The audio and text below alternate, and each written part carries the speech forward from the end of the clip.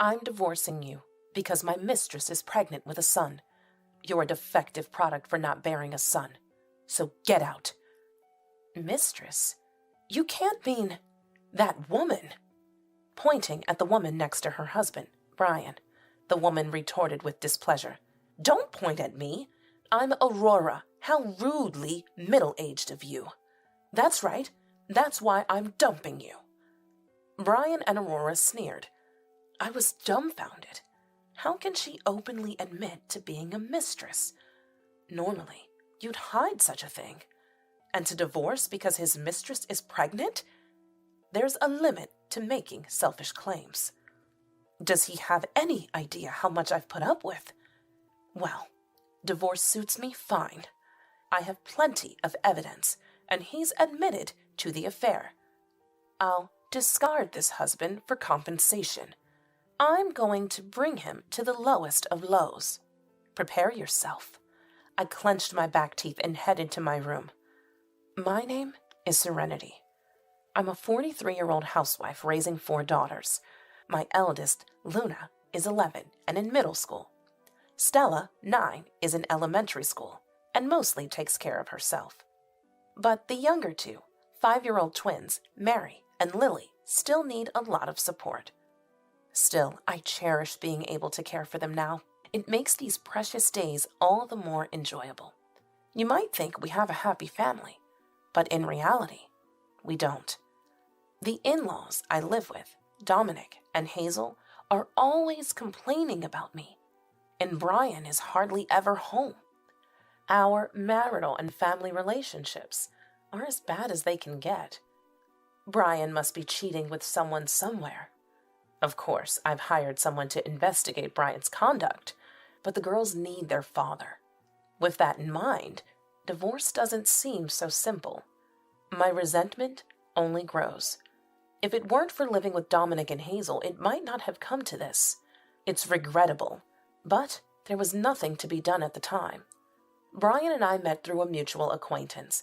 Back then, I was working as a hairstylist at my mom Grace's salon and was close to a woman in the neighborhood named Natalie. I know a man about your age who frequents my favorite jewelry shop. Natalie started talking about this man. His name was Brian. He appeared to be the heir to a jewelry sales company, an elite graduate who was too busy with work to meet women. Why don't you meet him? I'm not in the same league as an elite. It's just a meeting. Eventually, I couldn't refuse and agreed to meet Brian. But when we actually met, we hit it off surprisingly well. I was impressed by his fondness for children, and his elite status made him quite smooth in handling things. That's how we started dating with marriage in mind. After Brian proposed to me, I accepted the marriage. However, when we went to a family meeting at the in-laws' house, Dominic said to me, "Our family runs a business. Both my wife and I are busy, so we prefer a daughter-in-law who can manage household chores." "I live with my mom, and I take care of the household chores," I replied. Hazel's attitude changed upon hearing this. "Oh? If you're good at housework, let's live together. It'll be more convenient for both of us, right?" I was surprised. I couldn't see how it was convenient for both of us. But, without a chance to express my opinion, the decision was made to live together. I thought it was a mistake, but it was too late for regrets. Brian seemed to agree with the living arrangement. "Well, we can discuss living separately once we settle down. Brian will be on my side, so it should be fine." I compromised. This was a big mistake. As soon as we got married, Hazel dumped all the household chores on me. "Serenity, I'm off to work, so please take care of the cleaning and laundry," she said.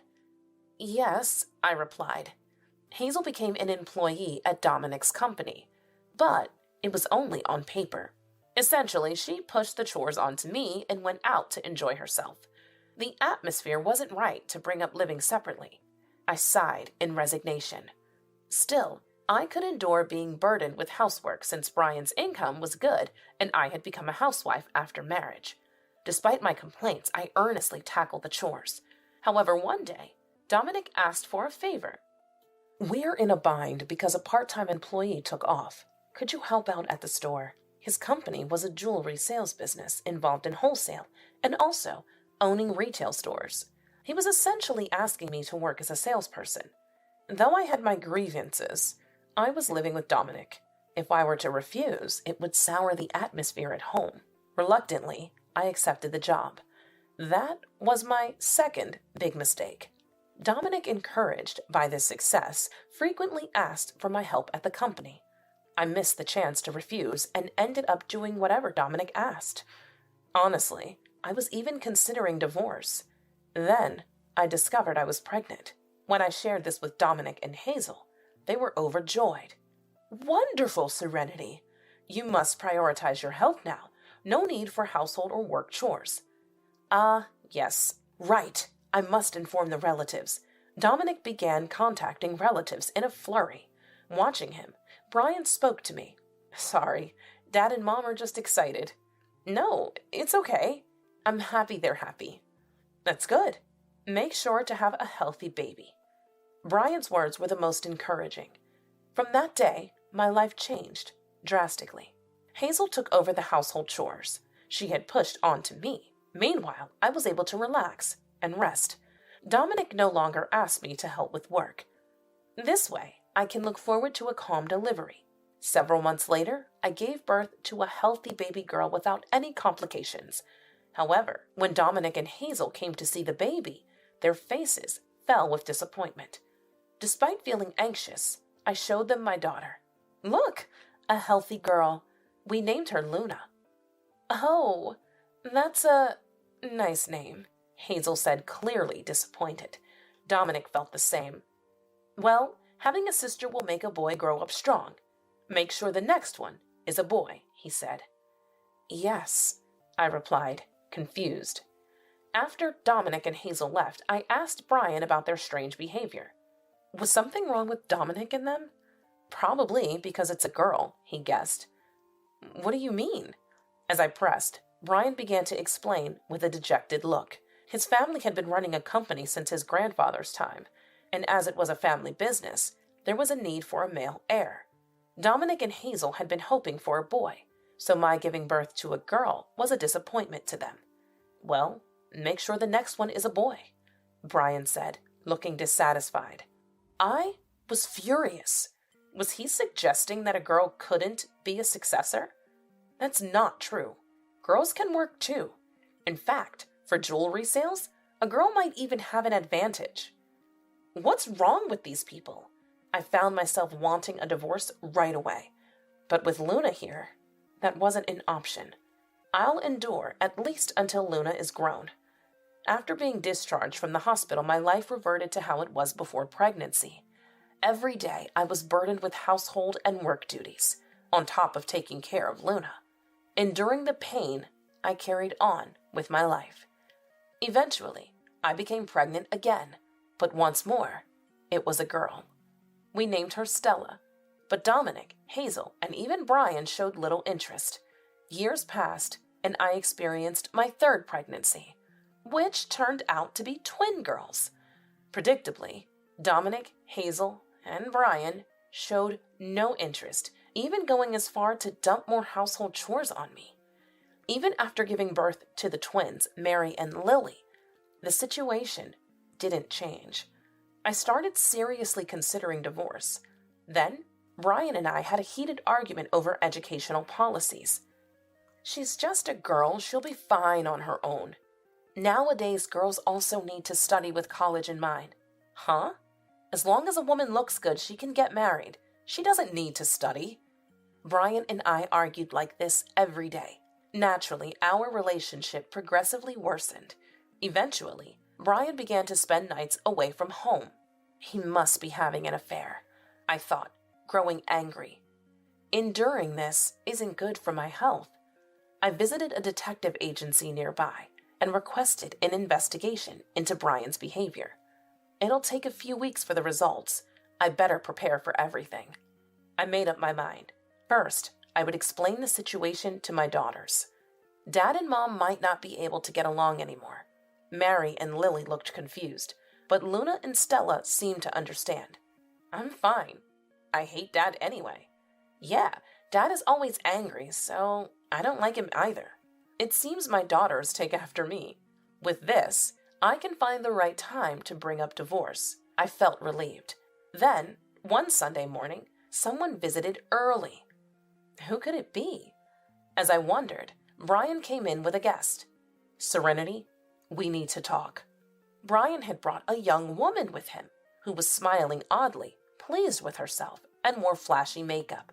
Since you couldn't give me an heir, I found a woman who can. What? A woman who can produce an heir?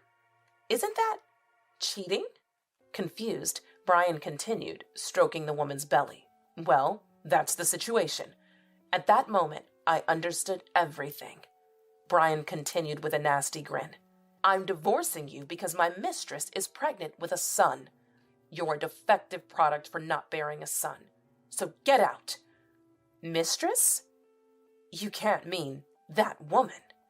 Pointing at the woman next to Brian. Then the woman retorted, displeased. Don't point at me.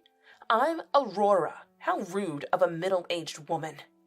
Exactly. That's why I'm dumping you. Brian and Aurora sneered together. I was dumbfounded.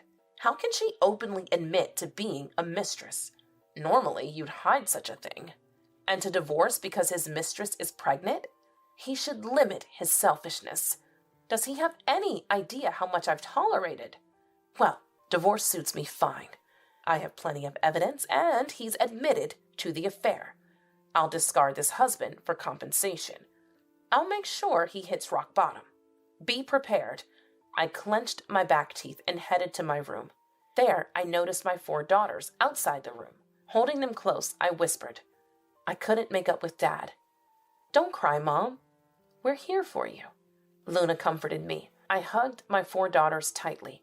Then we began preparing to move. I contacted a moving company and also called my mom, Grace. Mom? About what happened recently. It didn't work out, did it? Mom gently asked.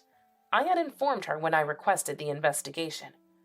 It seems Brian is cheating, so I might get a divorce. Yeah, that's right. Then you've got a tough road ahead. Come back home immediately. I'm preparing everything. Thank you, Mom. Later, I moved back to my parents' house with my 4 daughters. Although I had been worried, my daughters didn't seem down. In fact, they were happy to go to their grandma's house. But that doesn't resolve everything. The discussions about child support and compensation weren't finished yet. Moving back, I could resume working as a hairstylist like before. But it would be tough without child support. I hope we can have a reasonable discussion. That was my only concern. After moving, I started discussions with Brian about compensation in the divorce proceedings. But, as expected, we were at an impasse. You're divorcing me because you cheated. It's because you couldn't bear a son. I haven't done anything wrong, Brian boldly claimed. Does he not think cheating is wrong? I was appalled by his childish attitude. Eventually, months passed without any resolution. By then, Brian had stopped answering my calls. I guess I have no choice but to go to his office. I was contemplating this when suddenly my mobile phone rang. It was Brian on the other end. Serenity, can you talk right now? After all this time avoiding me, now you want to talk? How self-centered. I retorted with displeasure. Brian went silent, so I hurried to continue before he could hang up. So, what do you want to talk about? I was wondering, would you consider remarrying me? I thought I had misheard. So I asked Brian to clarify. Did you just say remarry? You're joking, right? I'm not joking. Things are just the worst right now. Brian sounded quite down. Despite the hassle, I asked why. Brian then shared his story. A few days before the call, he received a message at work from his parents that Aurora was about to give birth. Thinking the long-awaited son was arriving, Brian rushed to the hospital. By the time he arrived, Aurora had already given birth. But Brian found his parents standing dumbfounded outside the delivery room. Did something happen to Aurora? Brian asked the doctor. The doctor said the birth was successful. Curious, Brian went to see the baby. At the newborn room, a nurse pointed out Brian's child. But the moment he saw the baby, Brian turned pale. The baby clearly wasn't mine. But if it was just born, I began suggesting perhaps it was too soon to tell, but Brian interrupted loudly. The baby's skin was dark, but Aurora and I are both white. It was evidently not his child. I figured as much. I found myself responding. Brian retorted with displeasure. What do you mean by figured? Before you decided to divorce me, I had an investigation done on you, I explained. An investigation? Brian was shocked. I continued nonchalantly. I had your affair partner, Aurora. Was that her name? I had her investigated too. And? She had other men she was close to, including a black man. Maybe he's the real father, I teased. But I thought, you really believe that? It's laughable. Like a young woman would be satisfied with a middle-aged man. I laughed loudly at him. Brian's anger exploded, raising his voice. Shut up! Don't laugh! Ignoring Brian's words, I laughed heartily before bringing up the subject of child support and compensation. About the child support and compensation. Shut up! I said we should remarry. And I said no, I yelled back, and Brian shouted even louder. If you don't want to remarry, then you raise the kids. That's the condition for paying compensation and child support. What an outrageous thing to say. I was so appalled I was left speechless, and he hung up on me. After that, the phone went unanswered. If he won't take my calls, we can't talk. I don't want to see him, but I guess I have to go to his company, I muttered as I shoved my mobile phone into my pocket. Then I went down to the beauty salon below. Natalie, a client, was waiting there, and Mom was attending to another client. I greeted Natalie with a friendly smile. Sorry to keep you waiting. It's okay, but I'm sorry for the trouble with that matter. Natalie was considerate enough to not mention Brian's name. No, it's fine.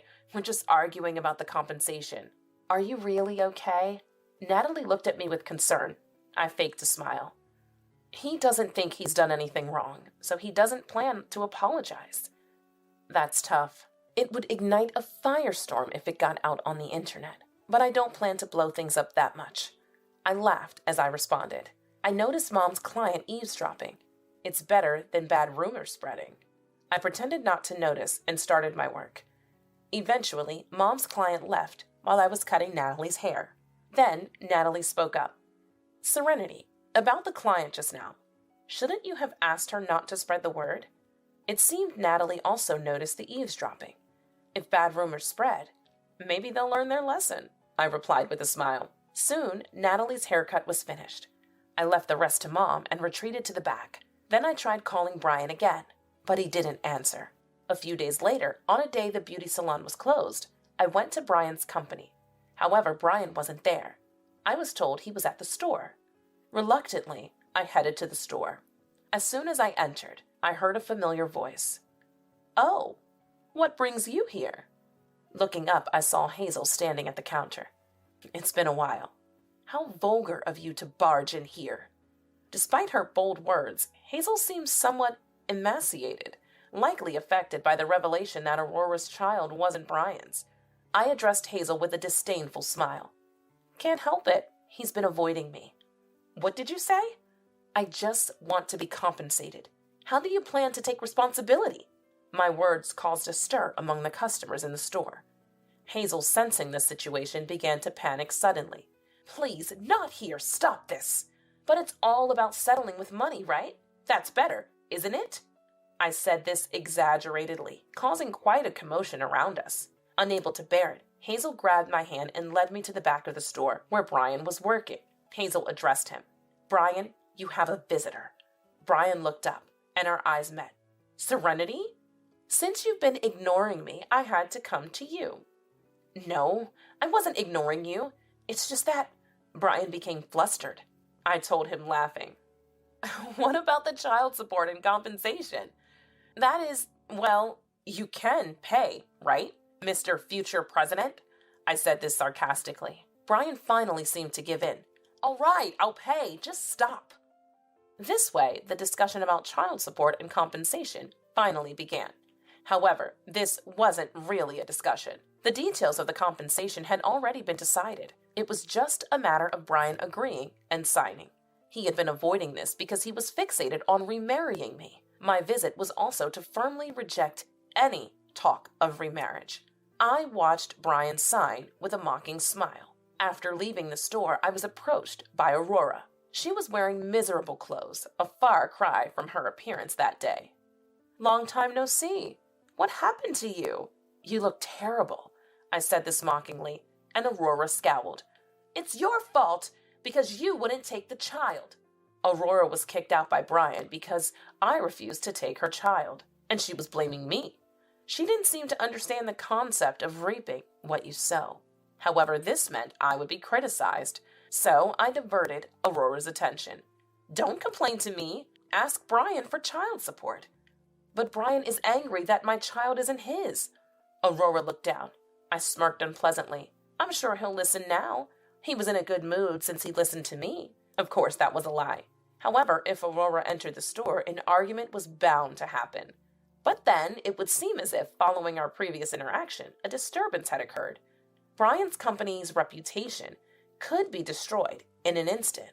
That's what I thought. "Is that so? Then I'll go." Aurora entered the store. I watched her go and then walked away from the shop. I didn't check what happened, but that evening, local news reported a woman causing a disturbance in the store. Hopefully, this taught them a lesson. I was smugly satisfied. However, a few days later, the situation took an unexpected turn. This was a few days after I met with Brian. While preparing to open the shop, the store's phone rang. "Thank you for calling. Is this for a reservation?" I assumed it was a customer and responded with the usual greeting. However, what came through the phone was Hazel's voice, mixed with the sound of a commotion. "This isn't about a reservation. What have you done?" Hazel?" I asked, taken aback. Hazel raised her voice. "It's your doing, isn't it? The store is swamped with people right now." "Excuse me? The store is popular. Is that what you mean?" "No. Everyone's here to cancel their orders." The call ended abruptly with loud voices in the background, leaving me perplexed. After getting permission from Mom, I headed to Brian's company store. As I approached, I saw a huge crowd outside. Dominic, Hazel, and Brian were trying to calm the gathered crowd. Soon, Hazel spotted me. The moment she did, Hazel raised her voice. "What are you going to do about this?" "What happened here?" "Rumors of bankruptcy are spreading, all because of you." I was at a loss, having no idea what she meant, so I asked Hazel to explain from the beginning. According to Hazel, after my visit to the store, a customer came in wanting to cancel a jewelry purchase. Hazel, having not yet ordered the product, accepted the cancellation. However, cancellations began to increase until a crowd formed. I had an inkling about the cause, but asked anyway. "Why did this happen?" "There's a rumor on the internet saying it's dangerous." While talking, the crowd pushed me away from Brian and the others, forcing me to leave the scene. I learned the full story a few days later. The whole incident unfolded like this. It all started with a conversation in my beauty salon. That day, a client who had overheard my conversation with Natalie posted anonymously on the internet. "There's someone arguing over compensation. The son of a jewelry company's president." They must have thought it would be safe to post anonymously.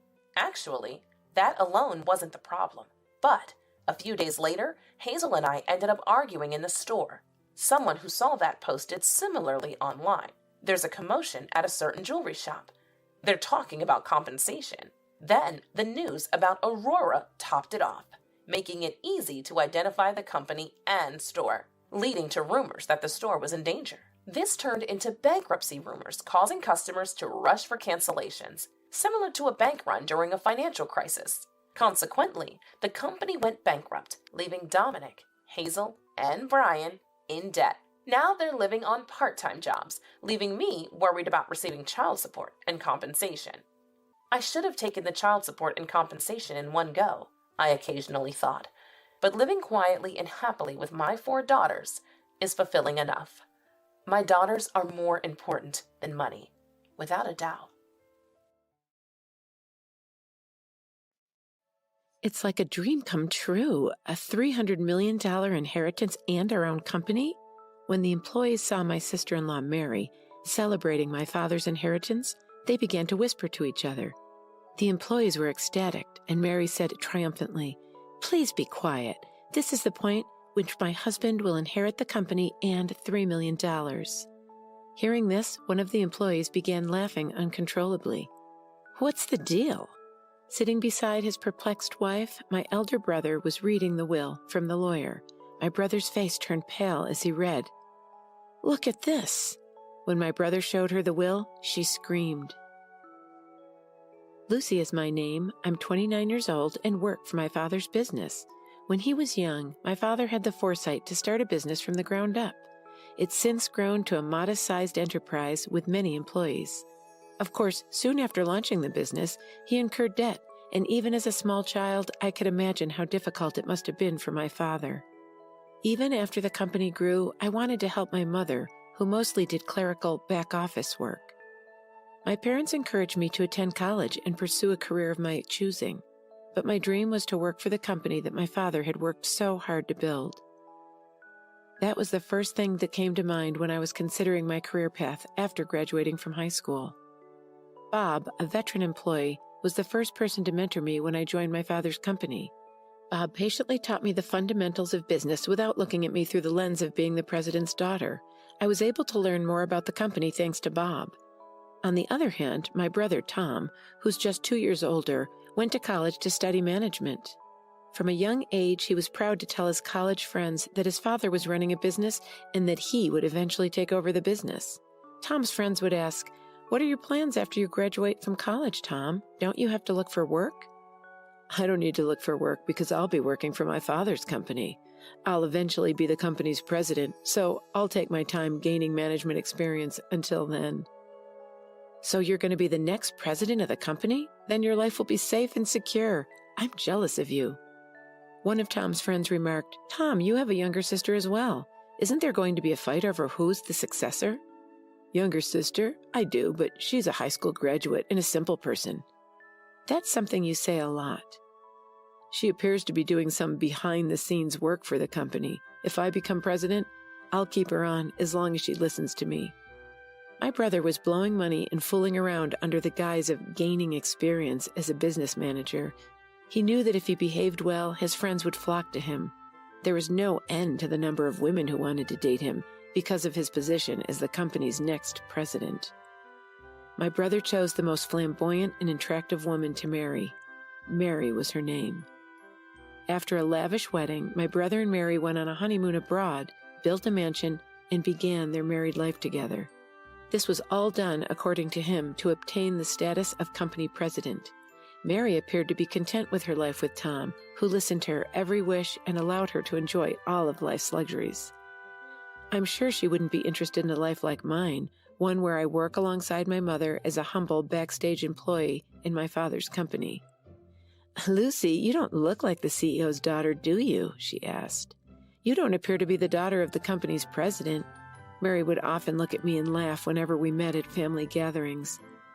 "I don't like to live a lavish lifestyle," I said. She looked at me as if I were a moron. "I feel sorry for you because you were born as the daughter of a company's president, but you have no idea how to spend money." "What? You live at home with your parents and you have a lot of money, so you don't need to work so hard." Beside, with your title as president's daughter, shouldn't the men be flocking to you?" My brother agreed. "I'm sure that's true. Lucy's always been very modest, so no one would imagine that her father is the president. And apparently, she treats the other employees normally. Not come as a surprise. There are still many things I don't understand about my job. Many of my coworkers are better at their jobs than I am, so I can't act like a big shot," I refuted. But my brother said, astounded, "That's why you're useless. A boss should be able to stand tall so that he's not derided by his subordinates, such as his employees. Allow the other employees to handle the simple, tedious tasks. I suppose my father and I are the only bosses in this house." "You should not look down on your subordinates, no matter how powerful you are. My father, too." My brother cut me off when I tried to respond, looking annoyed and frustrated with me. He said, "A logical woman is not well liked by men." After my brother spoke up, Mary followed. "If you keep saying things like that, I'm sure you'll never get married. You should try to make yourself more appealing. Don't you agree, Tom?" "Yeah, well, when I become president, I might fire a humble employee like you, Tom said. My brother and Mary only said what they needed to say, and they quickly left. My mother, who'd remained silent during this interaction, consoled me after they had gone. She said, "You're doing an excellent job with the company, which greatly helps me and your father. Don't be concerned about what Tom says." My father nodded, a stern expression on his face. My parents had previously expressed their displeasure with my brother's ideas to his face, but after that, my brother and Mary became visibly upset and stopped visiting our house for over a month. I recalled the depressing atmosphere at the time, so I suggested to my parents, "Tom and Mary are free to say whatever they want." After that, Tom and Mary continued to live their lives as they pleased, dining lavishly at high-end restaurants and vacationing at famous resorts. The purpose was to give the impression that Tom would someday be president of my father's corporation. My father was working hard to expand his business at that time, but one night at home, he complained of chest pain. I said, "Dad, are you all right? Try and relax. I'll call an ambulance." "Lucy, get this." While we waited for the ambulance, my father pointed to a drawer and told me he had a letter for me. I quickly took the letter from the drawer. "I want you to read this. If anything happens to me, everything else is up to the lawyers," he said breathlessly before losing consciousness before the ambulance arrived. And despite being rushed to the emergency room, he died without regaining consciousness. My brother and Mary, who were away on a trip, were unable to be there for my father's death. They returned from their trip 2 days later at the conclusion of my father's funeral. Tom said, "We're just glad we arrived on time. I never imagined my father would pass away while we were on vacation." I was completely taken aback. My brother and Mary arrived at the funeral without a care in the world, making no mention of the fact that my mother and I had been left to handle the arrangements. I asked my brother about it in private so that the employees present would not hear. "Couldn't you have arrived home earlier?" "What? I couldn't because I'd already booked our return flight," my brother said, without apologizing, and then addressed the employees. "Thank you all for your help, and please, from now on, leave it to me to take my father's place in an honorable manner." Mary looked around at the employees who had quieted down in response to my brother's words, and she said admiringly, "That's exactly what Tom would do. Everyone is speechless because they're so impressed." "Right?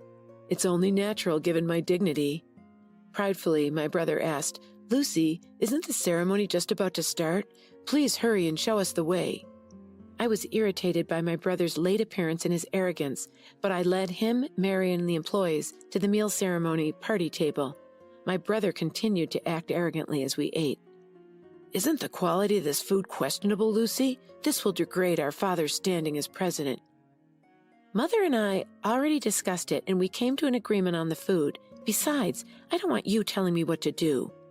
"This is why people have no idea what it means to be president."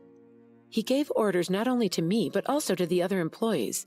"Serving other people, you're pointless." I rushed to stop him after hearing him order Bob, a veteran employee, to do his bidding. "Oh, Tom, you're so bold. Don't be impolite to Bob." "What? They're rude people. Why should I be humble in front of a mere employee? These guys ought to have more regard for me, the president." Mary was also getting into the spirit of things, and she charged at me.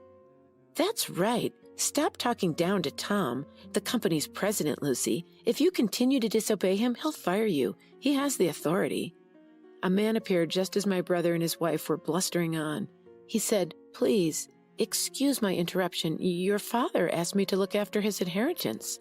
He was the lawyer my father had retained while he was still alive. Then I remembered. My father had told me shortly before his death that he had already hired a lawyer. It seemed my father had been considering his own death and had spoken with a lawyer several years before he collapsed.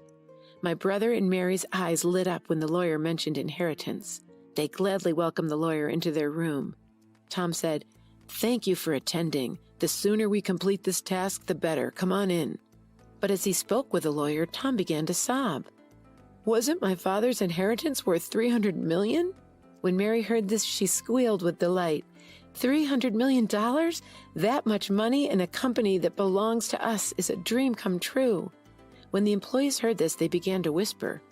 Mary triumphantly declared to the mourning employees, "Quiet. This is the moment when the company and its $300 million inheritance pass to Tom. Hearing this, one of the employees began laughing uncontrollably. What's the deal? My brother had received the will and was reading it next to Mary, who was wondering what the employees found so funny. My brother's face turned pale as she watched. Mary, according to the will, the entire company will be given to the eldest daughter, to Lucy. He stared at the will for some time and then began shouting, This is not possible. This is incorrect. In a troubled tone, the lawyer said, This is a legally enforceable will. My brother's voice became more and more choked. What? I couldn't care less. How can Lucy become president instead of me? Perhaps Dad was simply getting old and senile. Yes, your father lacks sound judgment. A will made by a senile old man is null and void. Hearing these words, I completely snapped. I couldn't let these two people insult my late father. I couldn't let anyone, even family members, bring down my father, who was a good man until the end. Enough! My brother Tom becoming president would be even more unthinkable in my opinion. The words infuriated my brother. What? Are you trying to tell me that I'm unfit to be president? I responded without hesitation. You are correct. How can you be president of this company if you've never even helped it? Don't be a moron. Mary and I even built a house fit for a president, and we went to great lengths to make me look the part. Do you mean building a mansion unsuitable for a man of your stature, or eating at fancy restaurants? That's not good for business. It's only money. After all, didn't Father cover the majority of the costs for the new house and extravaganza? How in the world would you know that? Just before he died, Dad left me a letter. In the letter, he detailed all the money he had spent on you and stated it would be given to you in a gift during his lifetime. As a result, your share of the estate is practically nothing. Mary panicked when she heard this. Wait a second. Isn't this inheritance worth $300 million? Did we already spend that much? It's not fair that we got so little out of it. The employee who had just burst out laughing quickly approached Mary and informed her that $300 million comes from the company, not from personal assets. I believe all the employees here are aware of this. Money from the company? Isn't that something that can be inherited? I informed Mary it is indeed. The money from the company is not inheritance for the family, so I'm pretty sure my brother's share is negligible. That breaks my heart. Oh, no! Lucy was completely taken aback. The inheritance, $300 million. My brother stood up as if he'd had an epiphany, and he yelled at the employees. You want your company president to be a plain woman like Lucy? You must believe I'm more qualified to be president. I have the same amount of charisma as my father. Not one of his co-workers agreed with him. Bob then took the initiative and began talking with my brother. Your predecessor, your father, was a charismatic man who founded the company during his lifetime. However, you and he are not the same person. What? What you have is arrogance, looking down on us, not charisma. What? My brother became enraged when the employee calmly refuted him. Tom, you may be an employee of our company, but we, the employees, rarely see you at work. That's because I don't have time to do any work for the company. I was too busy networking with others. I couldn't have time to do work anyone could do. You call going on trips and fun at night networking? Isn't that all there is to say? Bob sighed and went on. In that regard, Lucy worked hard every day to learn more about the company while performing her unobtrusive, behind-the-scene duties. Bob, I sense the same sincerity in her as in your father. Lucy is the right person for the job, according to all of us at the company. The other employees nodded enthusiastically in response to his words. I was moved and responded, Thank you very much. To be honest, I'm surprised by the suddenness of the news, but having witnessed my father's enthusiasm for the company firsthand, I care about it just as much as you do. I look forward to your continued assistance. The employees warmly applauded as I bowed deeply. Encouraged by the applause, I said firmly, All of you here are important friends who have helped our business. Anyone who ignores them is unfit to be employee, let alone company's president. You can be fired by the president. My brother became irritated upon hearing this. What in the world are you on about? I'm your brother. What exactly are you on about? You even said that if you became president, you would fire me, brother. Ugh. I can't afford to pay a salary to an incompetent employee simply because he's family. This is completely absurd. Someone, please speak up. With a pitiful expression on his face, he begged for assistance from those around him, but the employees gave him only cold stares. Realizing that no one was on his side, my brother and Mary fled the scene. After that, Tom lost his job and survived on the small inheritance he had received, but the funds quickly ran out. Can you lend me money, Lucy? I threw him to the ground. I was disgusted by my brother, who even after being fired, did not try to find a new job and was still relying on his family to help him. I told my mother flatly not to give my brother any money. His friends, who had once been so supportive, abandoned him after learning that he had lost his position as president to his sister. When Mary married my brother, she had been planning to be the wife of the company president, and not a single one of her friends seemed to sympathize with her. When their living expenses became unsustainable, my brother and his wife decided to sell their mansion. The money from selling their house may have allowed my brother and his wife to relax and resume their previous lifestyle.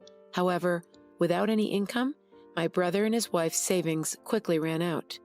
When they had nothing left to sell, they could no longer pay their living expenses. When they finally decided to give up and work, no one would hire them because they had never worked a day in their lives. Tom was eventually able to find a part-time job at a convenience store. Now he is working at a convenience store, a job he is unfamiliar with, and has been told that his work is inadequate by other part-time employees who are much younger than he is.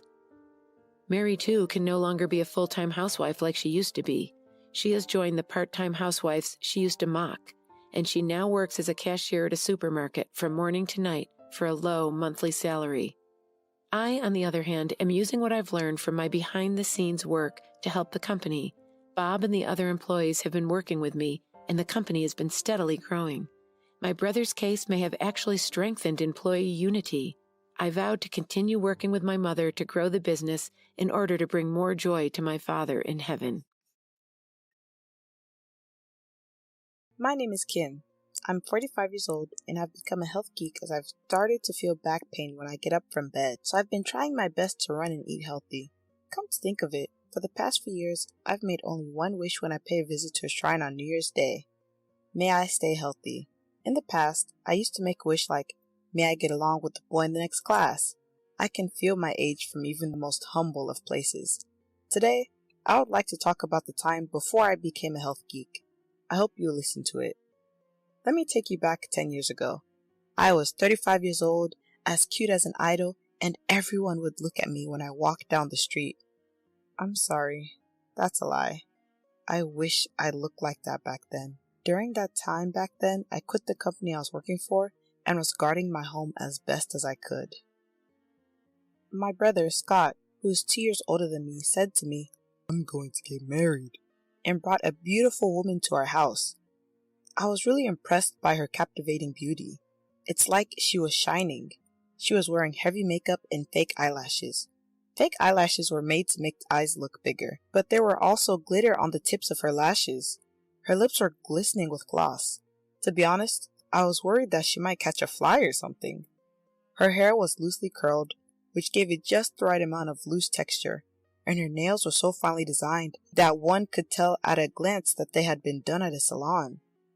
This is a pro. She's not one of those girls, that's for sure. At that moment, the house felt like a nightclub, I thought. My parents were probably a bit puzzled as well. My prediction came true. The woman, Remy, and my brother had met at a bar. My brother told me that he had seduced Remy, who was a lounge girl, as if it were a fairy tale, but I don't think that it was his skill at all. My brother is rich enough to be recognized at a glance. What do I mean? He's covered from head to toe in name brand clothes, which I tell him not to do because it's tacky. Glasses, suits, ties, pins, belts, shoes, everything name brand. If such a rich looking guy were to make a pass at me, I would be like, I'm not interested. I would fold my arms and say just that. A brand name wallet covered in jewelry. Then there's the Amex card that comes out of the wallet. I can imagine a brand new Gucci wallet and an Amex card coming out of it. Then I would show my beautiful smile just for you. And it's not right that my brother, who was born without our mother's sense of style, and whose only merit is his kindness, could have a girlfriend like that. Oh, come on. I'm so prejudiced against both my brother and Remy. It's rude, I thought to myself. But it was also true that I couldn't shake off the image of Remy's flamboyant appearance, which I didn't think she had come to greet me for marriage, coupled with the fact that she was wearing a revealing miniskirt. Moreover, I learned from my brother for the first time that day that Remy was only 20 years old. I was 35. I had no idea that I was going to have a younger sister-in-law. I already didn't know how I should behave. Remy-chan, no. Sister? My head was in turmoil. My mother said, 37 and 20? My father said, if my son chooses. His face was like a samurai that heard his son chose to join the war. Scott may or may not have known of our embarrassment. I'm going to marry Scott, so please take care of me. Remy laughed in a nonchalant manner. We were stunned from start to finish as we literally received only a marriage report without any lively conversation from Remy. One night later, my brother said to me, I'm sure you must have felt embarrassed, and I understand how you feel. I want you to come to a dinner party with me and Remy next time. If you just relax and talk to her, you'll see that she's a good girl, he said. It is true that we have fixed our impression of Remy by her appearance and the way she speaks. Maybe she is a good girl if we talk to her. I didn't talk to Remy much yesterday. I was not keen on the idea, but I decided to get to know Remy properly for the sake of his happiness. My parents seemed to feel the same way, and with the agreement of everyone in the family, a dinner party hosted by Scott was held the following weekend. Surprisingly, the mood at the dinner was friendly from start to finish. When you think about it, Remy is a lounge girl. In other words, she is in the hospitality business. She had the skill to draw out good conversation even from people like our family, who were a bit more reserved. She would talk about Scott and other topics, so we never lost track of what she was talking about. From the outside, Remy gave the impression of living in a different world from ours. I was prejudiced. I'm sorry. I reflected on that. Then, a problem arose when I was about to return to my seat after leaving the restroom at the restaurant. No, they were all really plain, especially his mother, with her face full of spots and wrinkles. I really can't take it like that. I don't want to grow old like that. I thought they were rich, but their house was normal. I really think I married him too soon. I'm afraid that I won't be able to stand his father, who is too much of an old man. I think I'll make up an affair and get a divorce as soon as I can. My future sister-in-law is older than me. She's too old to have a boyfriend. She's fat and a neat. She's so stereotypical. I've got to get out of here before I'm told I have to take care of him in the future. Has my prejudice gone so far that my eyes and ears have gone crazy? I am. Remy, my future sister-in-law, is happily talking bad about our family with her cell phone in one hand in the aisle.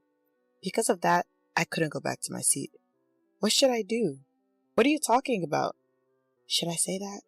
Or should I keep quiet? While I was agonizing over this, the phone call seemed to have ended and Remy went back to her seat. I returned after a short pause and wondered why I should care. Before I knew it, the dinner party was over and I wondered whether I should break the friendly mood. After that, Scott continued to hold many more dinner parties until the very last minute before the wedding, out of his strong desire to make Remy a member of the family, both in name and in reality.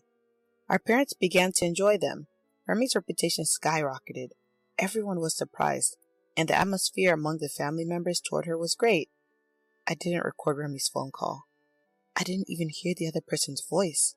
In addition, Remy is a very good girl in front of my family.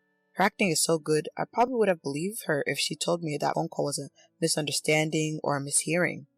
Even now, I wonder if I just misheard her. I can't help but wonder. He's still my big brother after all. What should I do? I spent many days scratching my head. Then one day, I received a message from my brother. Remy wants to go out for dinner with you. I'll pay for it, so don't worry. He pointed to a map of a certain restaurant. It turned out to be a rather expensive Italian restaurant. I was happy to get free meals, but why did he choose only me? I'm scared. But a NEET with so much time on her hands has no reason to refuse. So I went to the Italian restaurant. Kim, thank you for coming.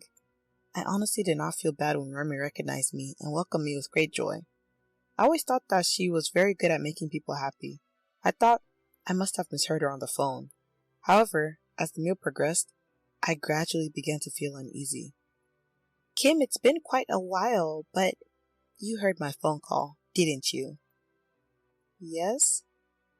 At our first dinner party, I went back to my seat and you came right back. But the woman who went to the restroom after you came out from behind me at the same time as you. There's only one woman's restroom there. You didn't go in there together, did you? Remy laughed as she said this. Oh my goodness. I'm being watched so closely. Indeed, if I recall, I think woman went into the restroom while I was listening to the phone call. To be honest, I don't remember much because I was panicked by the content of Remy's call. Speechless and unable to pause, I took a mouthful of pasta in front of me. Food takes precedence over chatting. You're getting fatter and fatter, aren't you? She laughed at me. You're trying to provoke me, aren't you? I was aware of it. I knew it. Don't tell Scott or your parents about that conversation, okay? Remy laughed as she said this. As a side note, I gained weight because I was working for a bad company, which destroyed my life and caused me to overeat due to the stress caused by unreasonable pressure from my boss. At one point, I was petite and skinny, and now I gained weight because I was always putting something in my mouth to relieve stress. It's true that I'm fat, but now that I'm taking care of my mental health, I feel like I can open up and say, what's wrong with being fat? If I were a sumo wrestler, I wouldn't think it was bad, but I'm not a sumo wrestler, and I'm even bigger than the standard weight of one. I'm just fine with my size, because it's important for me to be able to live a non-stressful life. Remy has no right to tell me what to do when I'm not bothering her in the first place. Since you've heard this story, you already know that you and your mother are a little embarrassing. You understand, don't you? No. I've been told I'm embarrassing time and time again. I get it. I wouldn't say my thought out loud. I just imagined that I was somewhere else.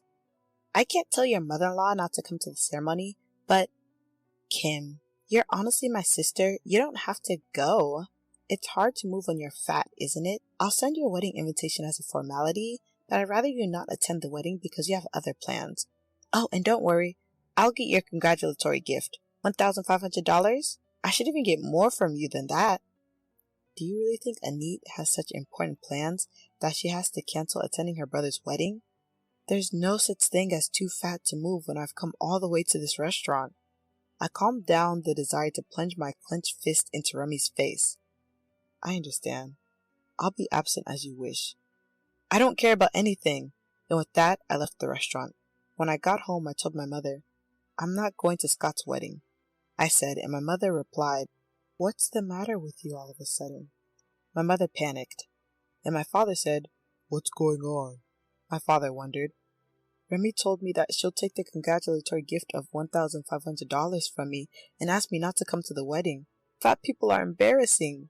I summarized a bit, but it was the same thing. Really? Remy said that? My father and mother, who could not hide the puzzled look on their faces, as if to say, I can't believe it, but I can't believe my daughter would tell a lie. I understand, because I've been feeling the same way as you right now. But listen to this. I gently placed the recorder on the table. Yes, we were eating alone this time, so I had it with me just in case something happened. I wanted to have proof this time. When Remy asked me if I had been eavesdropping on her phone calls, I turned it on. When my parents heard the recording, they turned pale, angry, red, and negative 100 times. After hearing everything, she mocked my family! My father yelled and slammed his hands on his desk. I told him that I was wary of Remy because she had said something similar at the first dinner party. He brought a nasty wife. My mother's head was in her hands. No, she's not his wife yet. My brother hasn't registered his marriage yet. My parents looked at me with surprise. I see. No, but what about the wedding? If we offer to cancel it, isn't Scott the one who will ask for a cancellation fee? My father said anxiously. Don't worry, I have a good idea. I won't let you lose a penny, I replied emphatically. We then split up and called Scott's invited guests one by one to inform them to cancel their participation for the wedding. I set up a web-based recording of the call so that the people who would be attending would know what had happened. Of course, I could have told them what had happened verbally, but I wanted those who didn't believe me to be able to listen to the live audio. It's not obvious at first sight, but it is obvious at first hearing. On the phone, we apologized for being lenient in our choice of wife and for getting everyone involved, and sincerely told them why we didn't want them to attend. I would be lying if I said I wasn't anxious. It would be like exposing the family's pettiness, and I was afraid that no one would listen to such an outrageous request, and that I would be disowned by my relatives. But when I picked up the phone and said, "My parents want to help their precious son, and we know it's selfish of us, but please help," surprisingly, everyone agreed with us. "You can't let him marry like that." I was even scolded. He was right. In the end, we managed to inform everyone about the situation and get them to not attend the wedding. We told the wedding hall that due to a series of circumstances, the groom's side would not be attending, except for people from his business whom we did not have contact information for. We were sorry to have caused so much trouble. "If that's the case, then there's nothing to be done about that." I was able to convince them. I think it was more like the heart of the person in charge was moved, rather than the consensus of the wedding hall. I may have given them a hard time behind the scenes, but I will surely remember this kind gesture. Next was Scott. 3 weeks before the wedding, I told him that everyone would not be attending. He was stunned after I told him everything about Remy. "I understand," he said. If my brother thinks he wants to get married no matter what, this plan would fail, but that's my sister's instinct. I'm sure he'll be fine. Finally, late on the night before the wedding, a storm broke out at our house. "What's going on?" Remy stormed into our house with her parents. Scott was behind them. "Oh, Remy, what's wrong?" my mother said, as if nothing was wrong. "What do you mean, what's wrong? Suddenly this week, the number of calls saying they won't be at the wedding slowly increased. I thought it was strange, so I asked Scott about it, and he said that his family won't be there either. What is this on a beautiful day?" That's as it should be. We had asked everyone in the wedding hall to cancel their participation early, but we had told them to notify their absence at the last minute. If I had at least kept quiet about the phone call until the wedding, the ceremony would have gone off without a hitch, but Remy went out of her way to contact me. I was convinced that her character, which is unexpectedly reserved and acts immediately when she gets an idea, would be exposed by making me feel rushed. "You said that this family is embarrassing.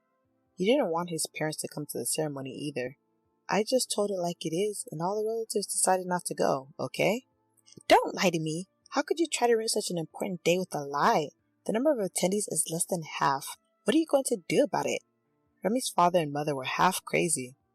Poor Remy. They hugged her close. "What do you mean by this? Do you mean you want to break up the marriage?" Remy's mother glared at us sharply, but that was not for us to answer. "Scott, I don't think so. But are you just going to stand there the whole time?"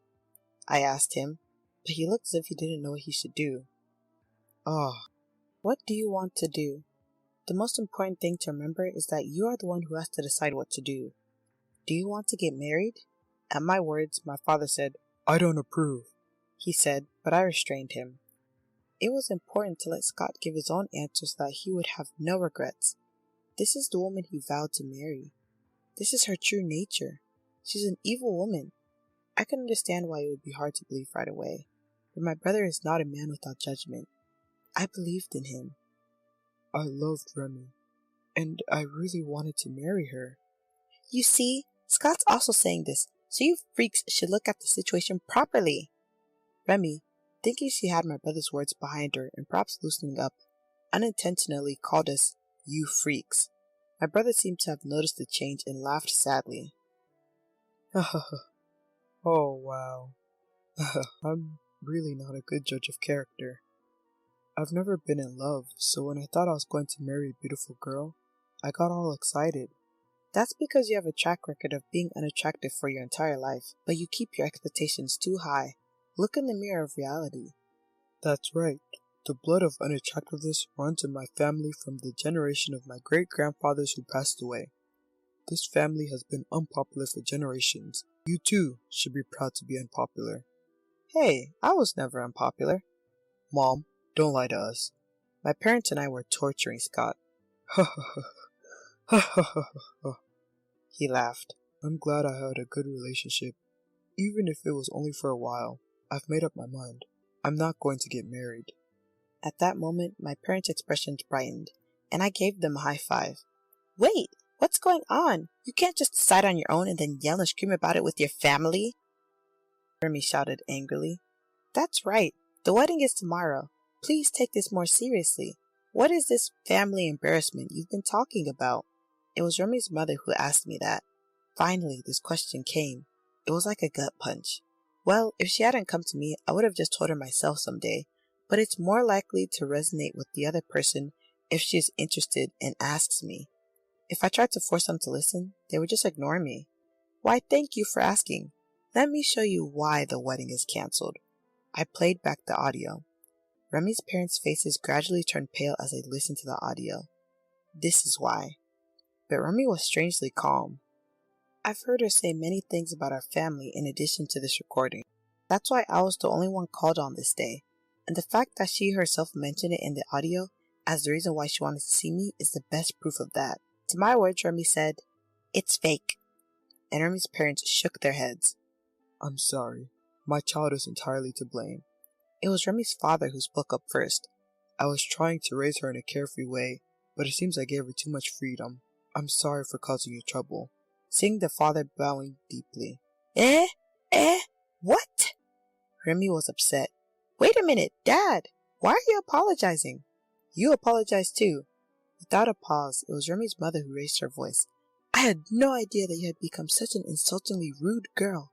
I came to your house because I believed in you, and you have brought me so much embarrassment. Don't make me apologize to the family's father. What? What's wrong with you? Even you, Mother? Aren't you on my side? At that moment, Remy's father slapped her cheek with a loud smack. That's enough. Since when did you become such a shallow child? Don't forget that you even ruined Scott's life. Behind Remy's father, Scott was blurting out an extremely heated statement. I'm not going to get married anyway, so my life won't be ruined by this. Don't let her ruin anyone else's. I almost laughed at him. The fact that he was responding more openly than anyone else somehow felt like it was in our family's blood. Scott, I want to let you and the rest of your family know that I am truly sorry about this. Remy's father forced her to bow her head, and her mother bowed her head as well. As if that wasn't enough, Remy's father and mother got down on their knees. Look up! We were so impatient that we said that to them right away. No, I didn't know I was being so rude, but I am ashamed because I didn't know. I can't make amends by humiliating you like this and causing you trouble. The only proper apology is to get down on my knees. To be honest, I didn't feel humiliated, but I could feel Remy's father's thoughts painfully. Let's cancel the wedding. What? Dad? The wedding is already tomorrow. We'll have to pay the cancellation fee in full. So what? You should be thankful that you can settle it with money. You did something that you don't deserve any amount of forgiveness. You should be thankful to your family for exposing her, Scott. Remy's father yelled at us with red eyes, and Remy's mother turned her head down in embarrassment. I am so sorry. She bowed her head again and again. Wait a minute! Wait! Dad, I can't pay! We'll pay. You pay us back, no matter how many years it takes, and we'll never see you again. Are you kidding me? She pulled on her father's clothes frantically. Hey, why am I being kicked out? Dad, say something. Mom! Remy shouted. If you were a girl who understood that, you wouldn't be in this situation. If you knew what you were doing, you wouldn't have let this happen. Remy's mother looked at her with deep contempt. You're kidding. Remy slumped down on the floor in a heap. I chuckled inwardly at this unexpectedly violent turn of events. I wouldn't be surprised if she was disowned. Even if you're plain or fat, you at least have fangs to fight. Don't underestimate us, or you'll be in a lot of pain. Scott, and your family too. As for cancellations, don't worry. We'll pay for the cancellation and all the money you've spent up to this point. I almost smiled, thinking that it was being helpful, but then I put on a serious face. Thank you very much.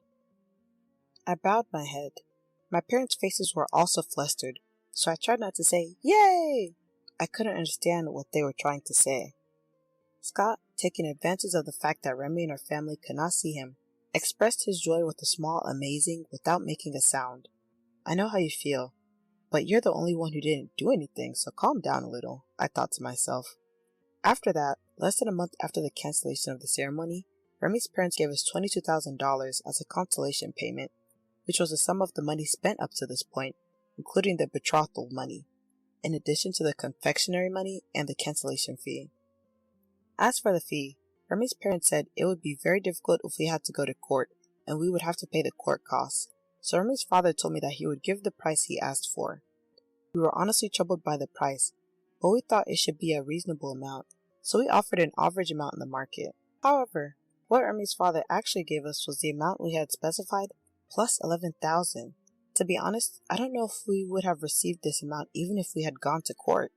I'm sure that there would have been a lot of crying and stress, because it usually doesn't work out like a fairy tale. I would like to thank Remy's parents for their sincerity. The girl in question was evicted from her home penniless after her parents took all her savings to pay off the debt. She said she had been living half homeless, moving from one friend's house to another, and camping out at train stations when she can't find a place to stay. Her parents seemed to have come to terms with the fact that it was their daughter's own fault, and it didn't matter if she was put in harm's way. I think that her parents have finally started showing her tough love. I have told her to show her face once a month to repay the loan, so I can confirm her survival. How complicated it must have been for her parents during that situation. 10 years have passed since then. He married his wife, who was not flashy or dazzling at all, but was an excellent cook who worked at a Japanese kappa restaurant. Since Scott loved to eat and walk around, she must have literally grabbed him by the stomach. Since getting married, he rarely eats out, but flies home to enjoy his wife's delicious cooking, and I honestly didn't want to work for a company anymore, so I became a freelance translator. I was already somewhat familiar with languages from my previous job, where I had been involved in sales and marketing to foreigners. When I learned that freelance translators were in demand, I studied hard and was able to successfully achieve my goal. I'm now earning a significantly larger annual salary in a much looser environment than when I was working for that bad company. What was also lucky was that when I was immersed in my studies, my overindulgence completely retracted, and I returned to my lowest weight before I started working. I'm no longer fat or skinny, but average. Well, I don't know if average is something to be proud of. I don't know if I'm proud to call myself average, but I'm very happy to be back to my normal. And thanks to my translation work, I married a beautiful looking husband from England, if I do say so myself. When I introduced him to my family, Scott said, "You're cheating," or "He won't fall for the plain gene in you." Needless to say, I was told a lot. My husband, holding a picture of the Japanese novelist Murasaki Shikibu in one hand, said, "Kim's face is very Japanese. I really like Kim's Japanese-like face," he said. In case you're wondering, my husband did not offend me at all. He was really complimenting me. It's a complicated situation, but since my husband liked me, I think it's okay if I look like Murasaki Shikibu.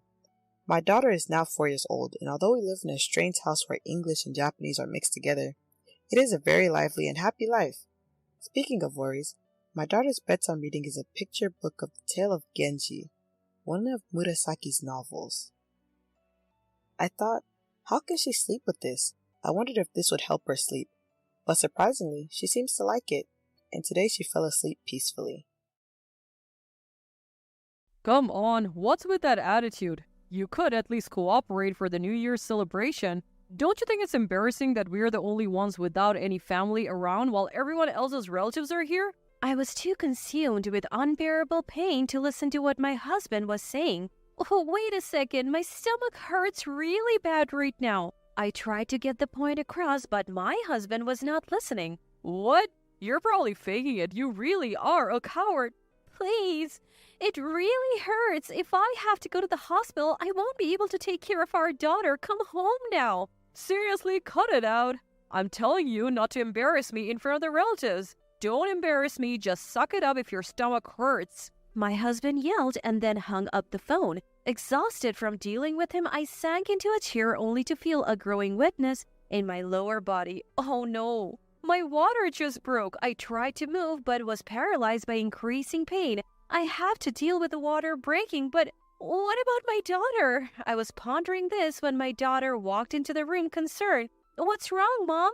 My name is Jennifer, a 35-year-old office worker. I live with my husband, John, also an office worker, and our third-grade daughter, Sarah. I had my daughter when I was 24 and haven't been pregnant since, so I thought I wouldn't have another child. However, I'm pregnant again after 9 years and due this January. As unexpected as this timing is, it's a joyful event that makes my heart race. My daughter is also beyond excited to have a new sibling. Sarah will help out, she says it with such joy. But there is one person who's not thrilled about this pregnancy. My husband, John. I'm currently on maternity leave, and while I'm at home, he can't help but make snide comments about how I'm not making money yet still costing him. Excuse me? Whose child does he think this is? I'm pregnant with your baby. I'm on paid leave. I hold back from saying anything, otherwise his pride gets triggered and he becomes furious. So I'm brushing off the sarcastic remarks from my husband, but lately,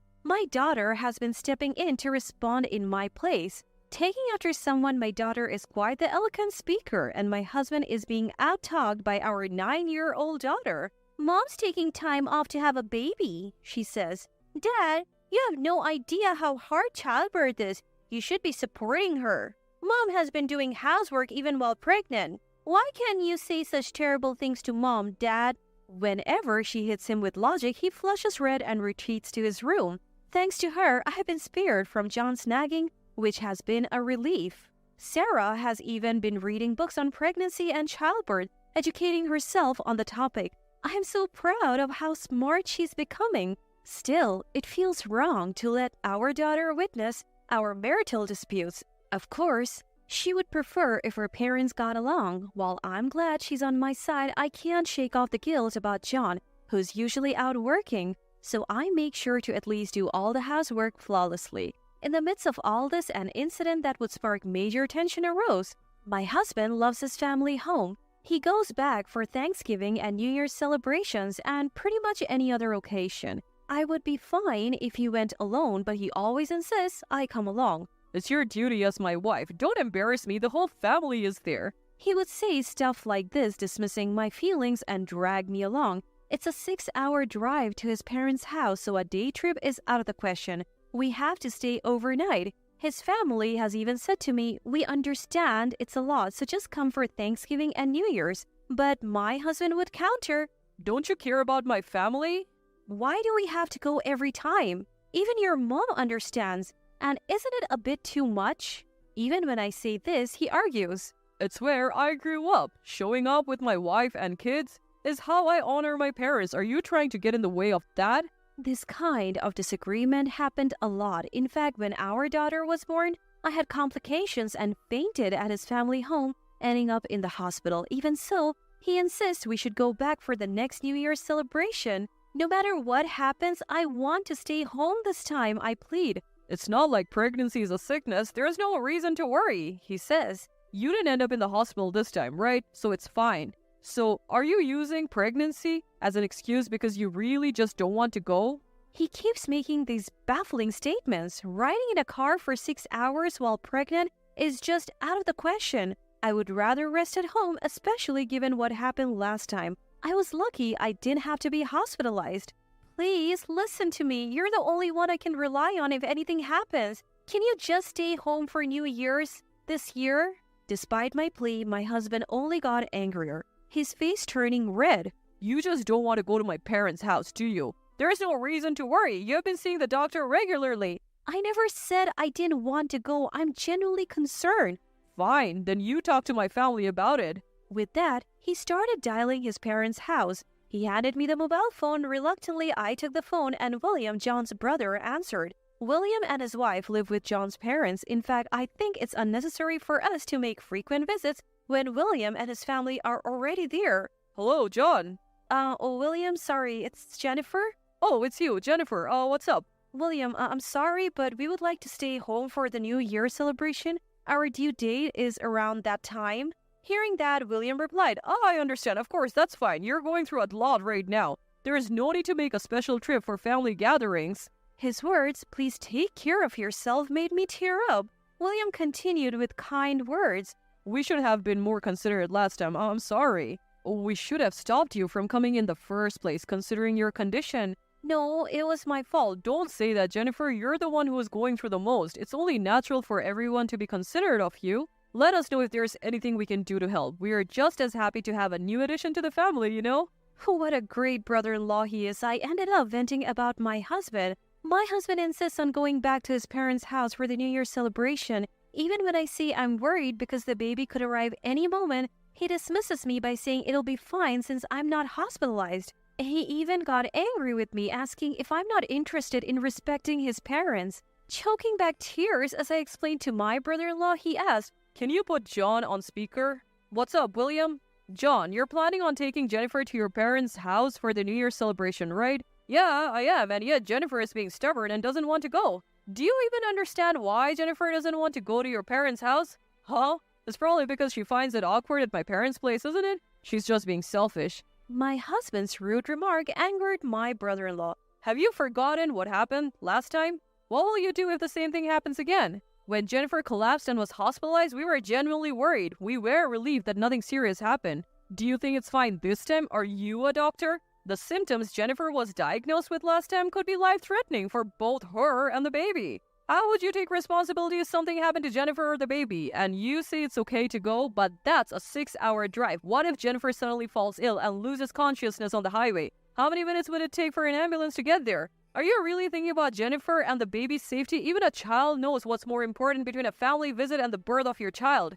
Finally, my husband calmed down after hearing all this from my brother-in-law. My husband's face turns pale. Seriously, he's a terrible husband if he doesn't understand the gravity of the situation until I spell it out for him. Then my brother-in-law graciously says, I'm really sorry for the trouble my brother has caused you. I apologize on his behalf. Please enjoy the new year at home. I'll let the rest of the family know. My husband mumbles, William worries too much. With an uncomfortable look on his face. From now on, I'll consult my brother-in-law before listening to my husband. Thanks to my brother-in-law's stern words, I was able to relax at the beginning of December despite the pre-birth drama. But as the end of the month approaches, my husband starts complaining about not being able to go to his parents' house.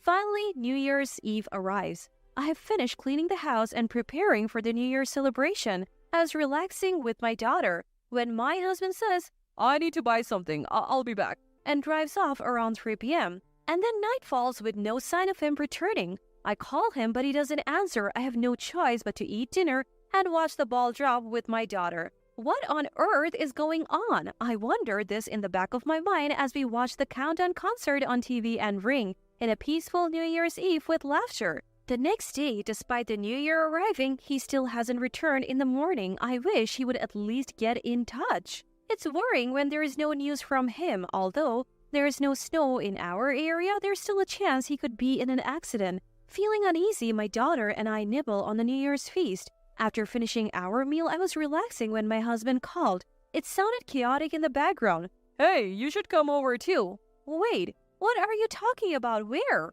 It's my parents' house, duh. Seriously? Everyone's here having a drink, so hurry up. Turns out he was at his parents' house for New Year's Eve. Wait, you told me you were going out to get groceries. Was that a lie? I don't know, but I'll eat your share if you don't show up. He was clearly drunk. Despite my previous appeals, nothing had gotten through to him. My daughter looked on concerned. Fearing a fight, I took the call into another room. Listen, ask William or someone else to take you home. Just as I said that, a sudden pain struck me. Regardless, my husband's tone became increasingly irritated. What's with that attitude? I've been putting up with your whims this whole time. Cooperate for the New Year's celebration at least. I had asked him to hold off just for the New Year's celebration. It's not like he had cooperated with anything before. It's embarrassing if we're the only ones not present when all the relatives are there. He went on and on about that, but my attention was consumed by excruciating pain. Oh, wait a second. My stomach hurts really bad. The pain is getting worse. I tried to explain, but my husband was not willing to listen. Really? You're probably faking it. You're such a coward. Please, it's really hurting. If I get hospitalized, I won't be able to take care of our daughter. Come home now. Enough is enough. I told you not to embarrass me in front of my relatives. Don't drag my name through the mud. If your stomach hurts, suck it up. My husband yelled over the phone and then the call disconnected. Drained from the conversation with my husband, I slumped into a chair. That's when I felt it. A sudden wet sensation down below. Oh no. My water broke. I tried to get up, but the pain intensified, making it impossible to move. I have to clean up after my water breaking, but what about Sarah, our daughter?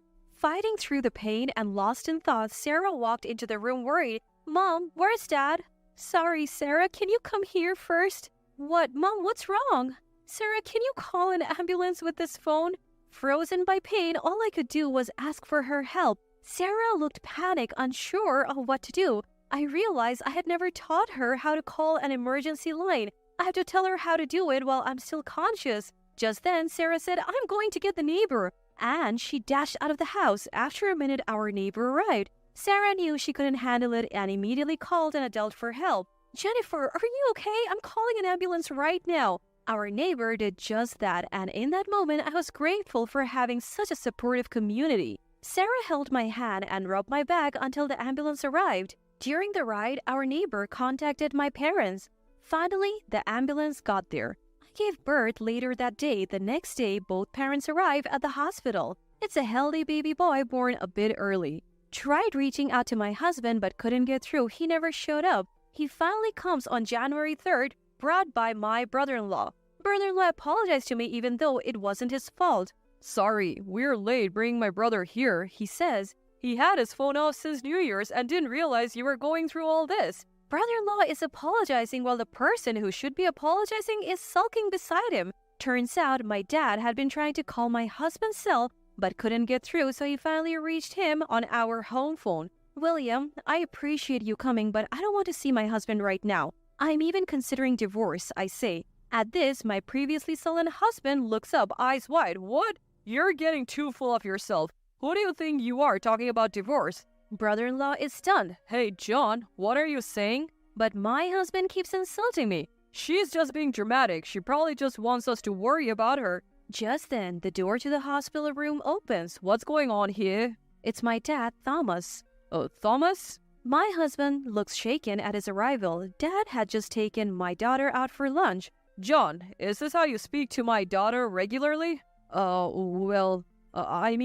Answer me clearly. My husband straightens up at my father's angry voice. You accused her of faking it while she was in so much pain? Her water broke. Can you still say that looking at Jennifer now? Enough. She'll be recuperating at my house for a while, and you are not seeing her or the baby until further notice, understand? So you get it now? Seems like my husband finally understood the mess he's made. What's gonna happen when I'm at work? Who's gonna take care of me? I take that back. He's still as useless as ever. Take care of yourself. Our daughter managed to work and handle house chores before going on maternity leave, didn't she? If you're an adult, act like one. My father shouted. My husband still had more complaints, but my brother-in-law intervened. I'm really sorry for my brother's actions. Congratulations on the new arrival. Please accept this gift, even though it's late and not much. My brother-in-law handed us a generous baby gift and then left, taking my husband with him. Dad, I'm really sorry for causing you trouble. When he came to ask for your hand in marriage, I thought he was a more reliable man. After that, I took some time to recover at my parents' home. Good thing my daughter was on winter break. After about 2 weeks, my dad and I went back to the home where my husband was. We left our new baby and daughter with my mom. Finally, face to face with my husband, the house was just as I had feared, dirty and dusty. He had been living off fast food. The empty boxes filled multiple trash bags. My father and I sat down with him in the living room. I'll get straight to the point. I want a divorce. I pushed the divorce papers towards him. You serious about divorce? You can't even say thank you or well done for giving birth. Well, you're a mom. Isn't giving birth just part of the job?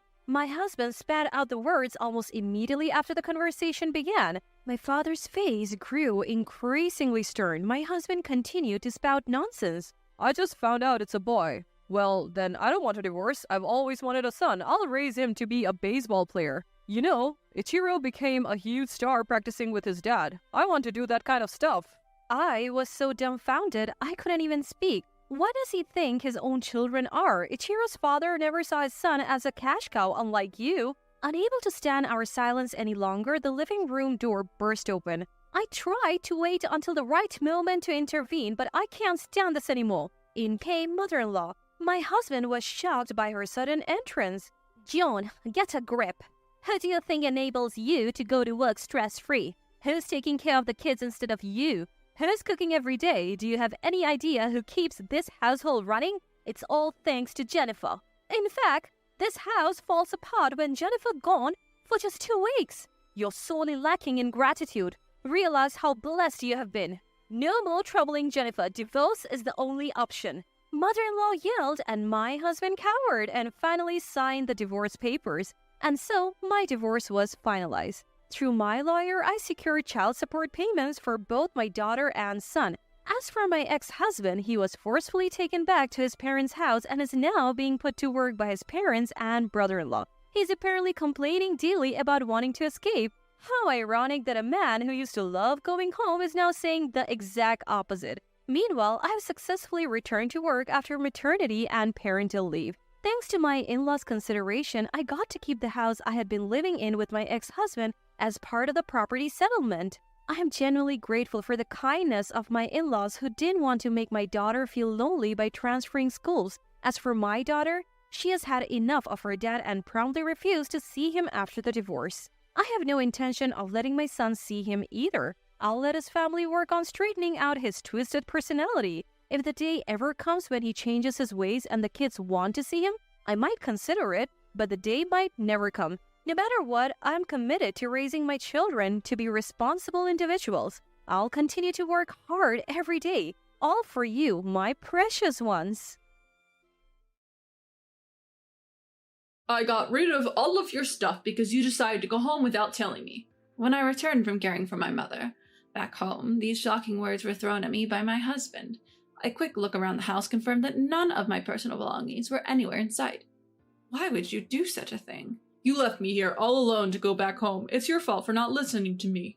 With that, my husband flung the newspaper he was reading at me. I let out a heavy sigh at his childish behavior. My name is Lucy. I am due to retire at the age of 65 this year, but have accepted an offer to continue working till I'm 70. My husband Joshua and I were introduced by mutual friends. We married 2 years ago. Both of us had been previously divorced and we didn't have any children together. Living as a couple in our late 50s turned out to be more exciting than we'd anticipated, despite our busy work lives. However, ever since my husband retired a year ago and started staying at home, his attitude towards me has slowly changed. From the start of our marriage, he has been somewhat dominant at home. Constant complaints and snide remarks about my housekeeping have worn me down emotionally. As we were newlyweds, I was concerned about our lives in old age. Divorce wasn't an option back then, no matter how tough things got. Well, dinner? I haven't seen someone in such a long time, I'm definitely going. I received a call on my cell phone from a friend from college, inviting me for a meal after not seeing each other for several years. We were all so busy that we hardly had the chance to get together, so I immediately accepted the invitation. We agreed to have lunch together the following Sunday. I was looking forward to meeting my old friends and worked hard to make it that day. To make sure I arrived on time for our meeting, I left the house. While my husband, who usually sleeps until noon since his retirement, was still asleep, I left a handwritten note before heading out. Sorry to keep you waiting, you're all early. I planned to arrive 15 minutes early, but my friends were already there. We just got too excited and arrived too early. Today, 2 of my high school friends, who also attended the same college with me, were joining. We've been the best of friends. As our chatter was blooming, it was time for our reservation, so we headed to the restaurant. It was a casual and welcoming place. Since I was always busy with work, I rarely had the opportunity to visit places like this, which made me very happy. I haven't been to a place like this since my youth. You're exaggerating. Let's come here as many times as you want after you retire. But you extended for 5 more years, right? People who can work are different. We don't have to wait until I retire. We're going to have lots of fun from now on. Various dishes were served, and we savored them. We reminisced about our student days and discussed our thoughts at our current age, having a wonderful time. It's been a long time since I laughed this much. I haven't had a restful moment at work or at home for a while. As I thought about this, a hurried sound of door opening and a panicked voice from the restaurant staff caught my attention. Wait, isn't that man Lucy's husband? You're right. He's coming this way. What? No way. Hearing my friend's words and looking towards the commotion, I found my husband with a devilish look on his face heading towards us. I instinctively looked away, but the next moment all the dishes on the table were knocked to the floor by my husband. The sound of the plate shattering echoed throughout. In the middle of the uproar in the restaurant, the first to speak was my husband. Why did you go out without preparing my meal? What? What are you talking about? You always manage to eat without me making anything. I'm talking about today, and you're wasting money in a place like this. It's my money I earned, and I'm free to spend it how I want, right? Shut up. You don't talk back to me. You'll lose your income when you retire at 70. I'm telling you to save it. My husband's absurd argument made me raise my voice, but realizing this was a public place, I recoiled and made myself small. Not only my friends, but also the other customers and staff were taken aback and were staring at us. Feeling embarrassed and angry, my face turned red. Then one of my friends stood up. Why are you here all of a sudden? We're just friends gathering for a meal. As a husband, I think you should understand that much. That's right.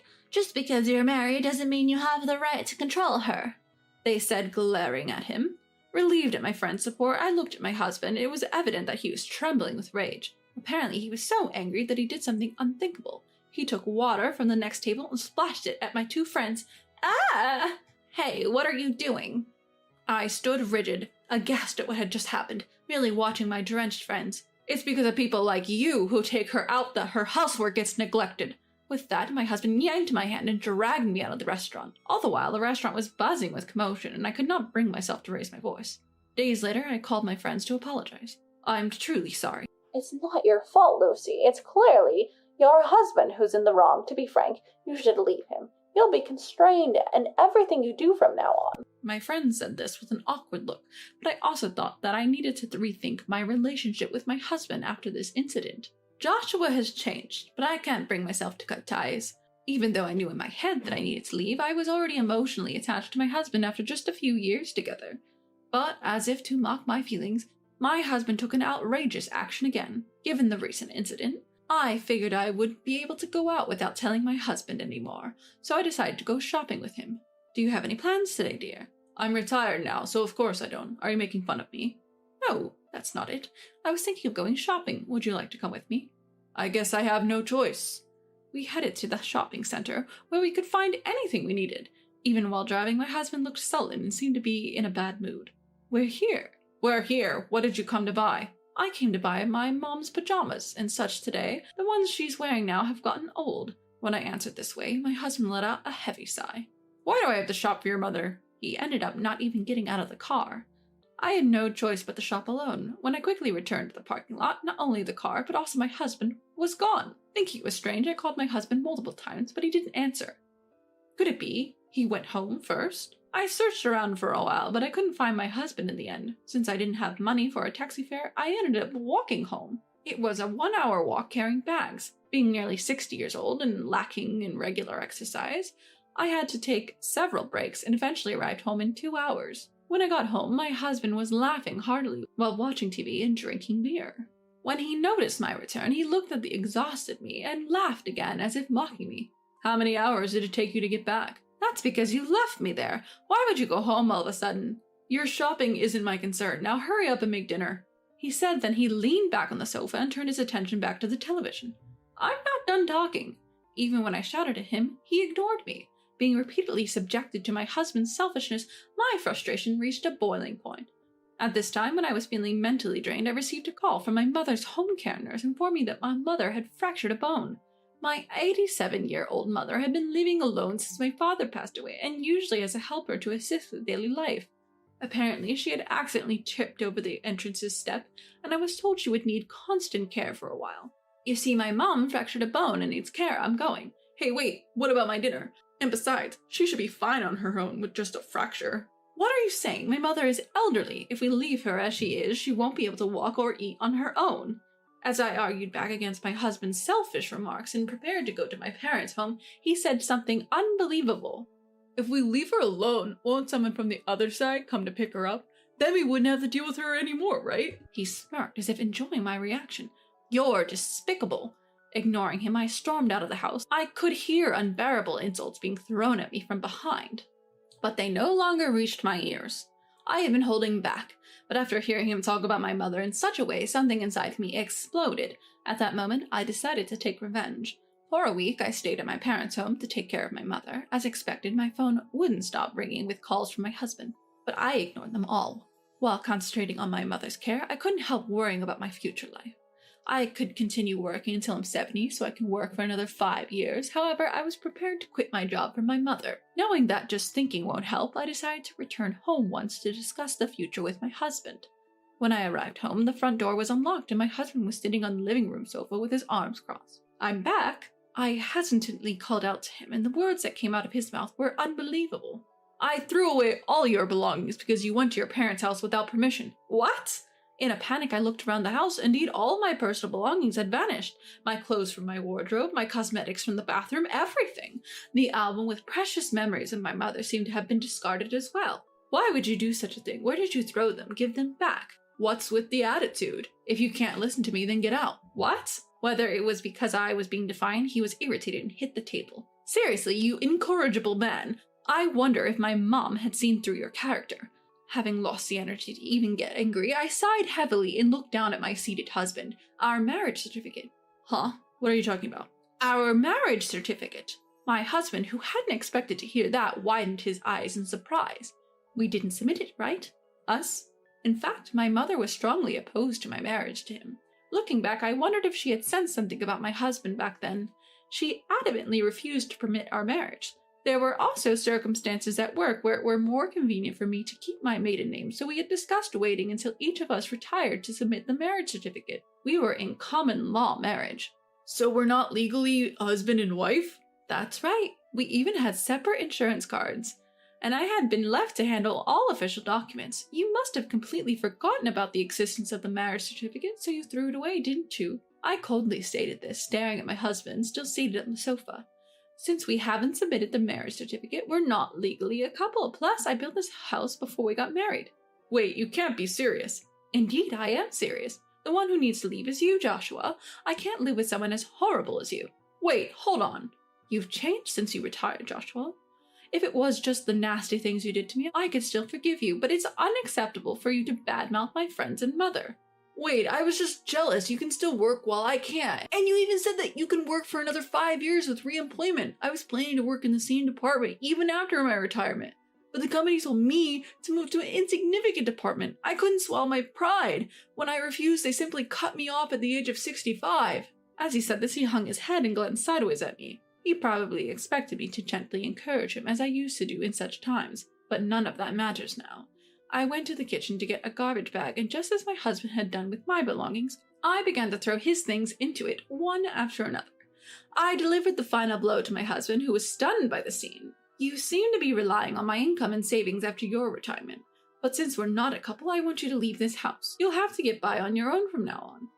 Wait, I apologize for everything, so please don't kick me out. It's too late for regrets now. Goodbye. And so I managed to take my revenge on my husband and became free.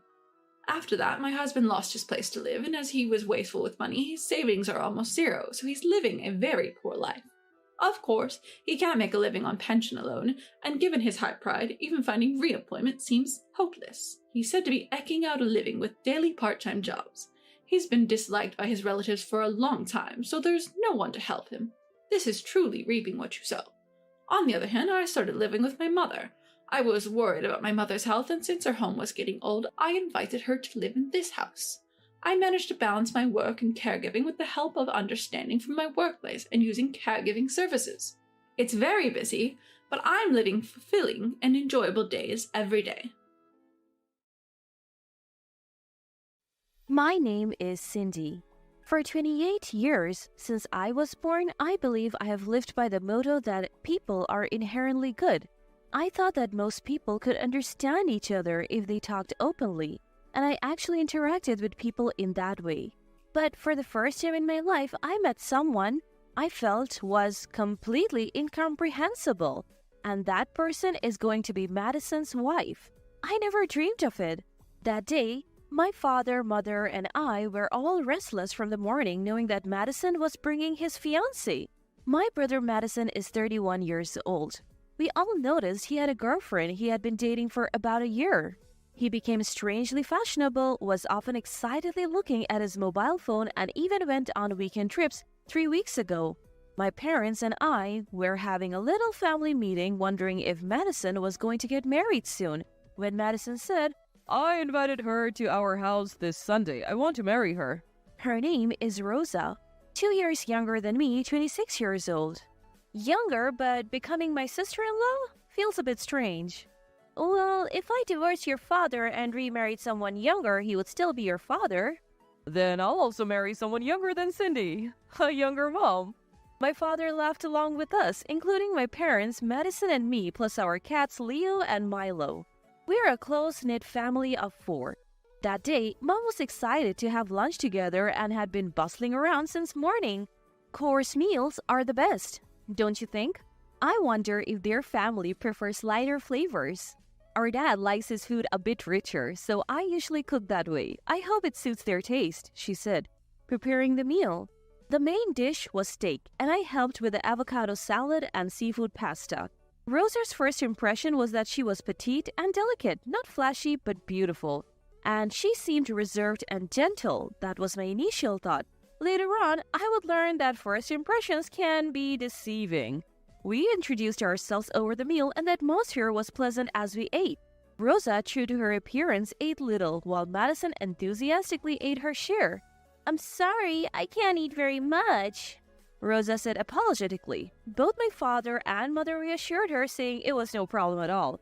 As for Madison, he annoyingly compared me to Rosa, saying it's much better than being a big eater like Cindy. I have people who tell me that eating with me is fun and everything tastes delicious. Food lovers unite! For dessert, we were served Rosa's gift cake along with my mother's specialty. Madison's tall because he takes after his father. He's tall and handsome. My dad is just an old man, Rosa said, making my father blush a little. But around this time, I started to feel something was off. Rosa rarely spoke to my mother and me. In other words, she was only talking to the men. Even when my mother or I tried to engage her, she would only respond briefly and the conversation wouldn't flow. No, she didn't even seem to want it to flow. "Excuse me, may I use the restroom?" Rosa asked, standing up. Of course. Cindy, show her the way." Our house isn't that big, but this was to make sure she didn't peek into the rooms where we usually stash clutter and baggage. "Cindy, which university did you graduate from?" Rosa asked as soon as we left the living room. I didn't go to college. I am not very good at studying. Would my sister's education matter to her future sister-in-law? Couldn't she just ask Madison later? "Oh, is that so? I think Madison said his sister doesn't work either." "Hey, Madison, are you describing me as an unemployed shut-in? I'm actually a fairly popular stuffed animal artist. I create stuffed animals that look like deceased pets from photos or imaginary creatures like mythical beasts. I make stuffed animals at home. Rosa, do you have a favorite animal? If you request it, I will make it and gift it to you." I thought I was offering the best service possible. "I don't like stuffed animals or dolls or animals in general, so I'll pass." But she smiled and replied. I was left a bit stunned in front of the bathroom, and Rosa opened the door and went in. What was that all about? I felt like my entire life had been negated. I returned to the living room and complained to Madison. "Does Rosa hate animals? She even hates stuffed animals." I tried to give her one as a gift, but she refused.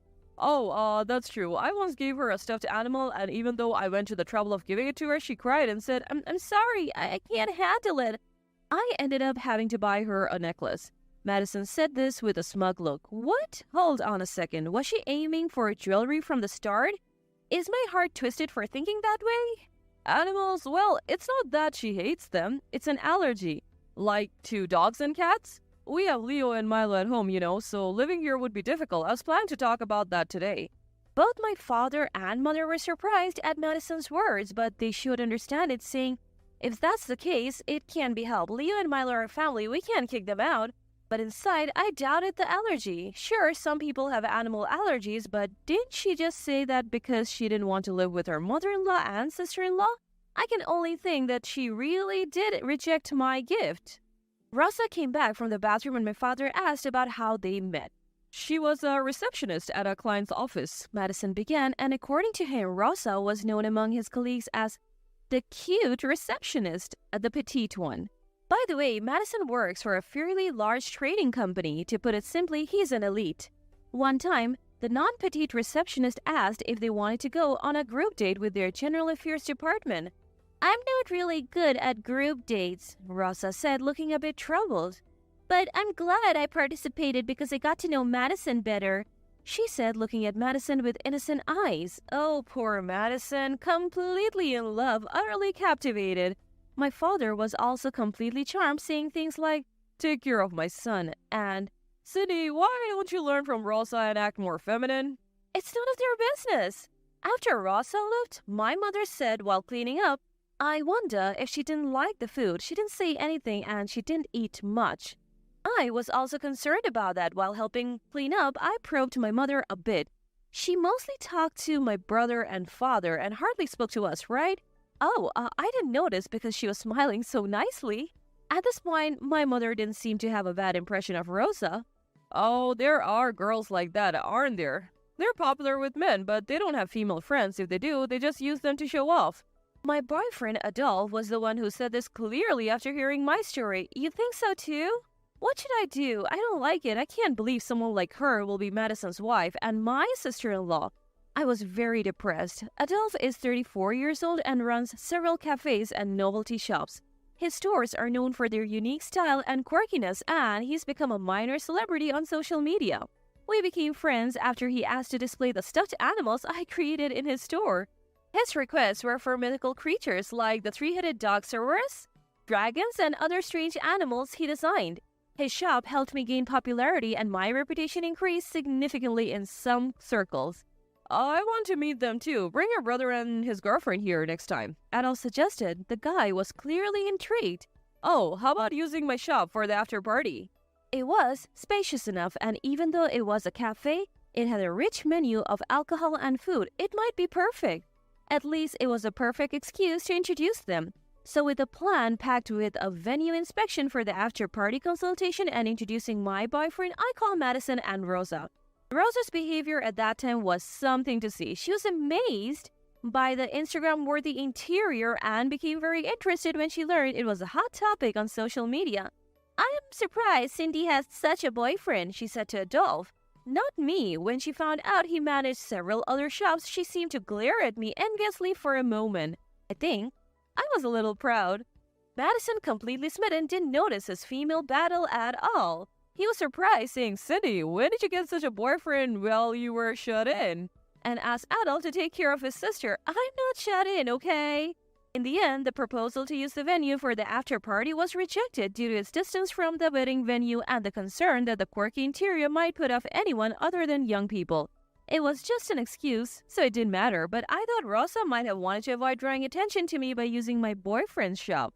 Yeah, it's better not to touch that girl. If you say anything bad about her to your brother, you will become the villain. Adolf warned me.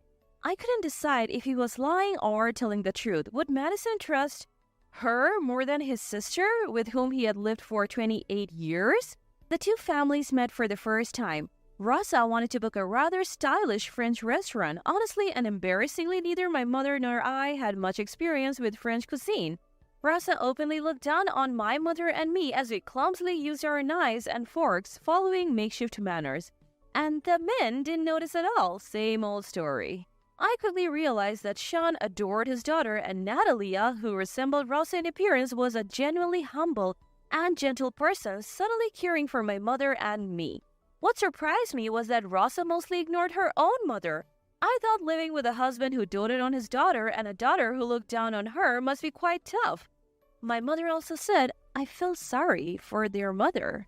Mom, I have a feeling this marriage isn't a good idea. When I finally said this to my mother, she replied, Yes, I think there might be something wrong with Rosa. The problem was that the men were completely oblivious to this issue. Hey, Madison, does Rosa have any female friends? What's with a sudden question? She does. You know, the receptionist, who's not the petite one, she said they're friends. The way he said it probably meant that she was at least less attractive than Rosa. Rosa, you know, she only talks to men like you, Dad, and adults. She ignores Mom and me. What? What are you talking about? That's not like Rosa. Don't start harassing your future sister-in-law now. No matter what I tell Madison, he thinks I'm speaking out of jealousy or spite towards my future sister-in-law. The wedding preparations seemed to be progressing smoothly, and Rosa had already quit her job to focus on getting ready for the marriage. I feel bad for leaving everything to Rosa, Madison said, but I thought it was just that Rosa wanted to take charge of the wedding her way. In the end, I had no choice but to watch the wedding day approach. Then that phone call came, the day before the wedding. Rosa called my mobile phone directly. I don't remember giving her my number, but Madison must have told her. Cindy, regarding tomorrow's wedding and reception, could you not attend since you're an unemployed embarrassment to the family? We don't want poor people there. There won't be a seat for you even if you come. I was frozen by the sudden and cruel content of her words. What on earth was she talking about? I had been preparing to attend, and before I could find words to respond, more in shock than anger, the call was cut off. Mom, Rosa just called and told me not to come to the wedding. What? What's going on? I called Madison. It's unthinkable that a sister wouldn't be allowed to attend the wedding or reception. Surely Madison would think so too. Madison was at work and hard to reach. When I finally got hold of him, he said, sorry, but you hate Rosa, don't you? I was a little tongue-tied because I couldn't deny that I disliked her. Rosa said she feels hated by her sister and she doesn't want you to come if you don't want to. She says it's painful to be superficially congratulated by someone who dislikes her. And she's crying. Really? She's crying? You believe that, Madison? I was dumbfounded. Was it useless to say anything to this Madison? My mother and I looked at each other and sighed. At that moment, the doorbell rang, announcing a visitor. To our surprise, it was Natalia standing at the door. I heard my daughter on the phone. I thought it was outrageous. I'm sorry to bother you so suddenly. We invited Natalia, who was bowing at the entrance, into the house and listened to her. That child, I know it's strange for a mother to say this, but she's a terrifying child. She looks down on me. My husband does whatever she says and he won't listen to anything I say. It's been like this for a long time, a very long time. Natalia spoke with a firm voice. Though she looked pain, I first noticed it when she was 3 years old. She was just touching my makeup, so I scolded her. It would be terrible if she accidentally put it in her mouth. But she didn't cry, she just glared at me with defiant eyes. When my husband came home, she ran to the entrance, clung to his leg, and burst into tears. When he asked what happened, I told him I scolded Rosa for messing with the makeup. He picked her up, saying she's only 3, but she's just a girl, and nuzzled her cheek. That's when Rosa looked at me and smiled triumphantly. I was chilled to the bone hearing this story. I couldn't believe that from as young as 3, she had been manipulating men using her appearance that made them want to protect her. According to Natalia, Rosa was not only good with men but also skilled at winning over powerful women. Ever since then, Rosa had played the part of a sweet daughter in front of her father and acted like a spoiled problem child in front of her mother. Even when Natalia complained to her husband about Rosa's behavior, he wouldn't listen, saying terrible things like, "Isn't the problem with you as a mother? Why do you always talk like you're paranoid? Even mothers and daughters can be jealous of each other. I don't think you were that kind of woman. Aren't you ashamed to be jealous of your daughter?" How awful! I was so stunned I couldn't speak. It must have been hard. I'm sorry. I couldn't have endured it if I were you. My mother said kindly, and Natalia burst into tears. I have decided if Rosa says my daughter can't attend, then I won't either. I can't support this marriage. What? Mom? If the groom's mother suddenly cancels on the day, wouldn't that be a big problem? As I was surprised, I agree. I won't attend either. I don't want to involve other families and create more unhappy people. I have made up my mind too. Natalia also declared, crying. I thought this was a big deal, but also a chance to stop Madison's marriage. That woman had gone too far. The real mother's accusation had an impact like no other. Rosa is the type of person you must never get close to. Having her as a family member would be nothing short of a nightmare. I wanted to stop it for Madison's sake. We booked a hotel near the wedding venue and started a strategy meeting with the 3 of us. We left a note for Dad saying, "We have various preparations the day before, so we'll stay at the hotel and go directly to the venue. Everything is ready for Dad tomorrow, and men, don't doubt when women say they have various preparations, especially Dad," my mother said. After discussion, we decided to inform only Madison in advance. The call from Rosa to me. Natalia's testimony to back it up, the fact that the 3 of us opposed this marriage. So, we won't be attending the wedding tomorrow. Don't call the police. It's not like we were involved in an accident or crime. Think about it yourself. My mother said and quickly hung up without listening to Madison's side. Then, all 3 of us blocked incoming calls from Madison and our fathers. The 3 of us were about to do something drastic, but we were somehow excited about it, especially Natalia. She looked truly happy. On the day of the wedding reception, our father spotted us at the venue and rushed over. "What were you doing? What were you thinking? It was a big deal." Of course it was. It would be a major problem if both mother and the bride's sister didn't show up at the wedding. Apparently, Madison had made an awkward excuse that the car carrying the 3 of us had broken down on the way to the venue. The wedding reception seats were almost filled and the bride and groom were about to appear in about 10 minutes. "Dad, did you notice I don't have a seat, do I?" My name was not in the family seats. Yesterday, Rosa called me and told me that an unemployed poor person like me would be a family disgrace, so I shouldn't come. But it seems like she never intended to prepare a seat for me in the first place. As my father stood there in shock, Sean raised his voice. That's ridiculous. She would never say such a thing. No, it's true. I heard her make that call. Natalia testified. A venue staff member came over and asked if there was any trouble. I'm the groom's sister, and it seems I don't have a seat. While saying that's ridiculous, I asked the staff member, could you please just prepare a chair for now? The food is fine. They squeezed in a chair for me in the family seats. The bride and groom entered. Rosa was probably the most surprised to see the two mothers and me who hadn't appeared at the wedding in the family seats. She looked like she wanted to say something, but of course, she couldn't. Once the bride and groom were seated, the three of us stood up and borrowed a microphone from the host. Thank you all for coming to the wedding reception of both families. I am the groom's mother. I am the bride's mother. I apologize for addressing you in this manner. Lastly, I spoke. I am the groom's sister. We oppose this marriage. Venue, silent for a moment, erupted into a commotion. I was told by the bride Rosa herself over the phone yesterday. Don't come. You unemployed poor person, you're a family disgrace. I am not unemployed and I am not poor, but my brother, the groom, sides with Rosa and doesn't believe me. Natalia continued after my accusations. It's embarrassing to say, but my daughter Rosa has been very good at ingratiating herself with men since she was young and always looked down on and ridiculed women. Her father is completely under her control. No matter how much I complained, I was the one blamed. Finally, my mother said, I don't want such a woman to be my son's wife. How cruel, Mom! How could you say that? Cindy and my mother-in-law, just because you hate me, to do something so terrible. Ross, seated at the bride and groom's table, began to cry. The men were easily deceived by these tears. The atmosphere in the venue, which had been in an uproar, seemed to be turning against us. At that moment, some people broke through that atmosphere. Three women sitting in Rosa's friend seats stood up and began to testify about Rosa's actions and words so far. One of them took the microphone and said, we understand very well what has just been said. She continued, explaining that Rosa's attitude is completely different in front of men and women. She quickly senses the power dynamics of a situation and ingratiates herself accordingly. Men are deceived by her appearance and gestures, feeling the need to protect her, while women who criticize her become the villains. If she finds a weakness in someone, she skillfully exploits it to make them do her bidding.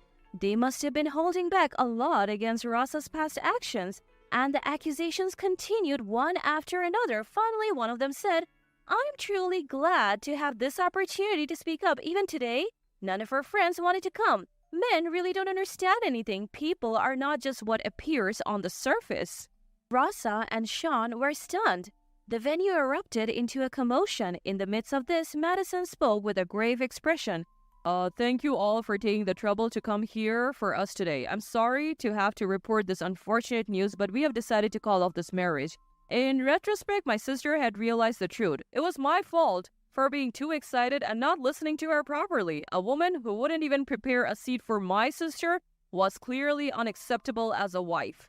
Naturally, the aftermath was a mess. Cards were returned to everyone and we discussed the cancellation fee for the wedding reception with the venue. All the while, Rosa was weakly crying, saying, everyone is trying to put me down. This is such terrible treatment. Only Sean must have truly believed in his daughter's tears. Since then, Madison has been quite distrustful of women. It's understandable. Well, it's good we postponed the registration, and since we announced it at the reception venue, we didn't have to explain it to everyone individually. I tried to follow up, though it wasn't much consolation.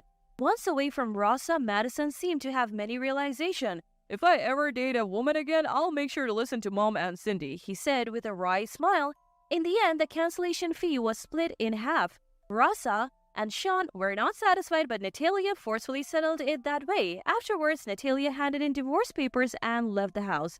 She is now free and has become noticeably brighter. Since uniting with my mother over this issue, they have become good friends and often come to visit. Rosa, having been exposed to that extent, has been abandoned by almost everyone she knew and is reportedly shut in, unable to find work again.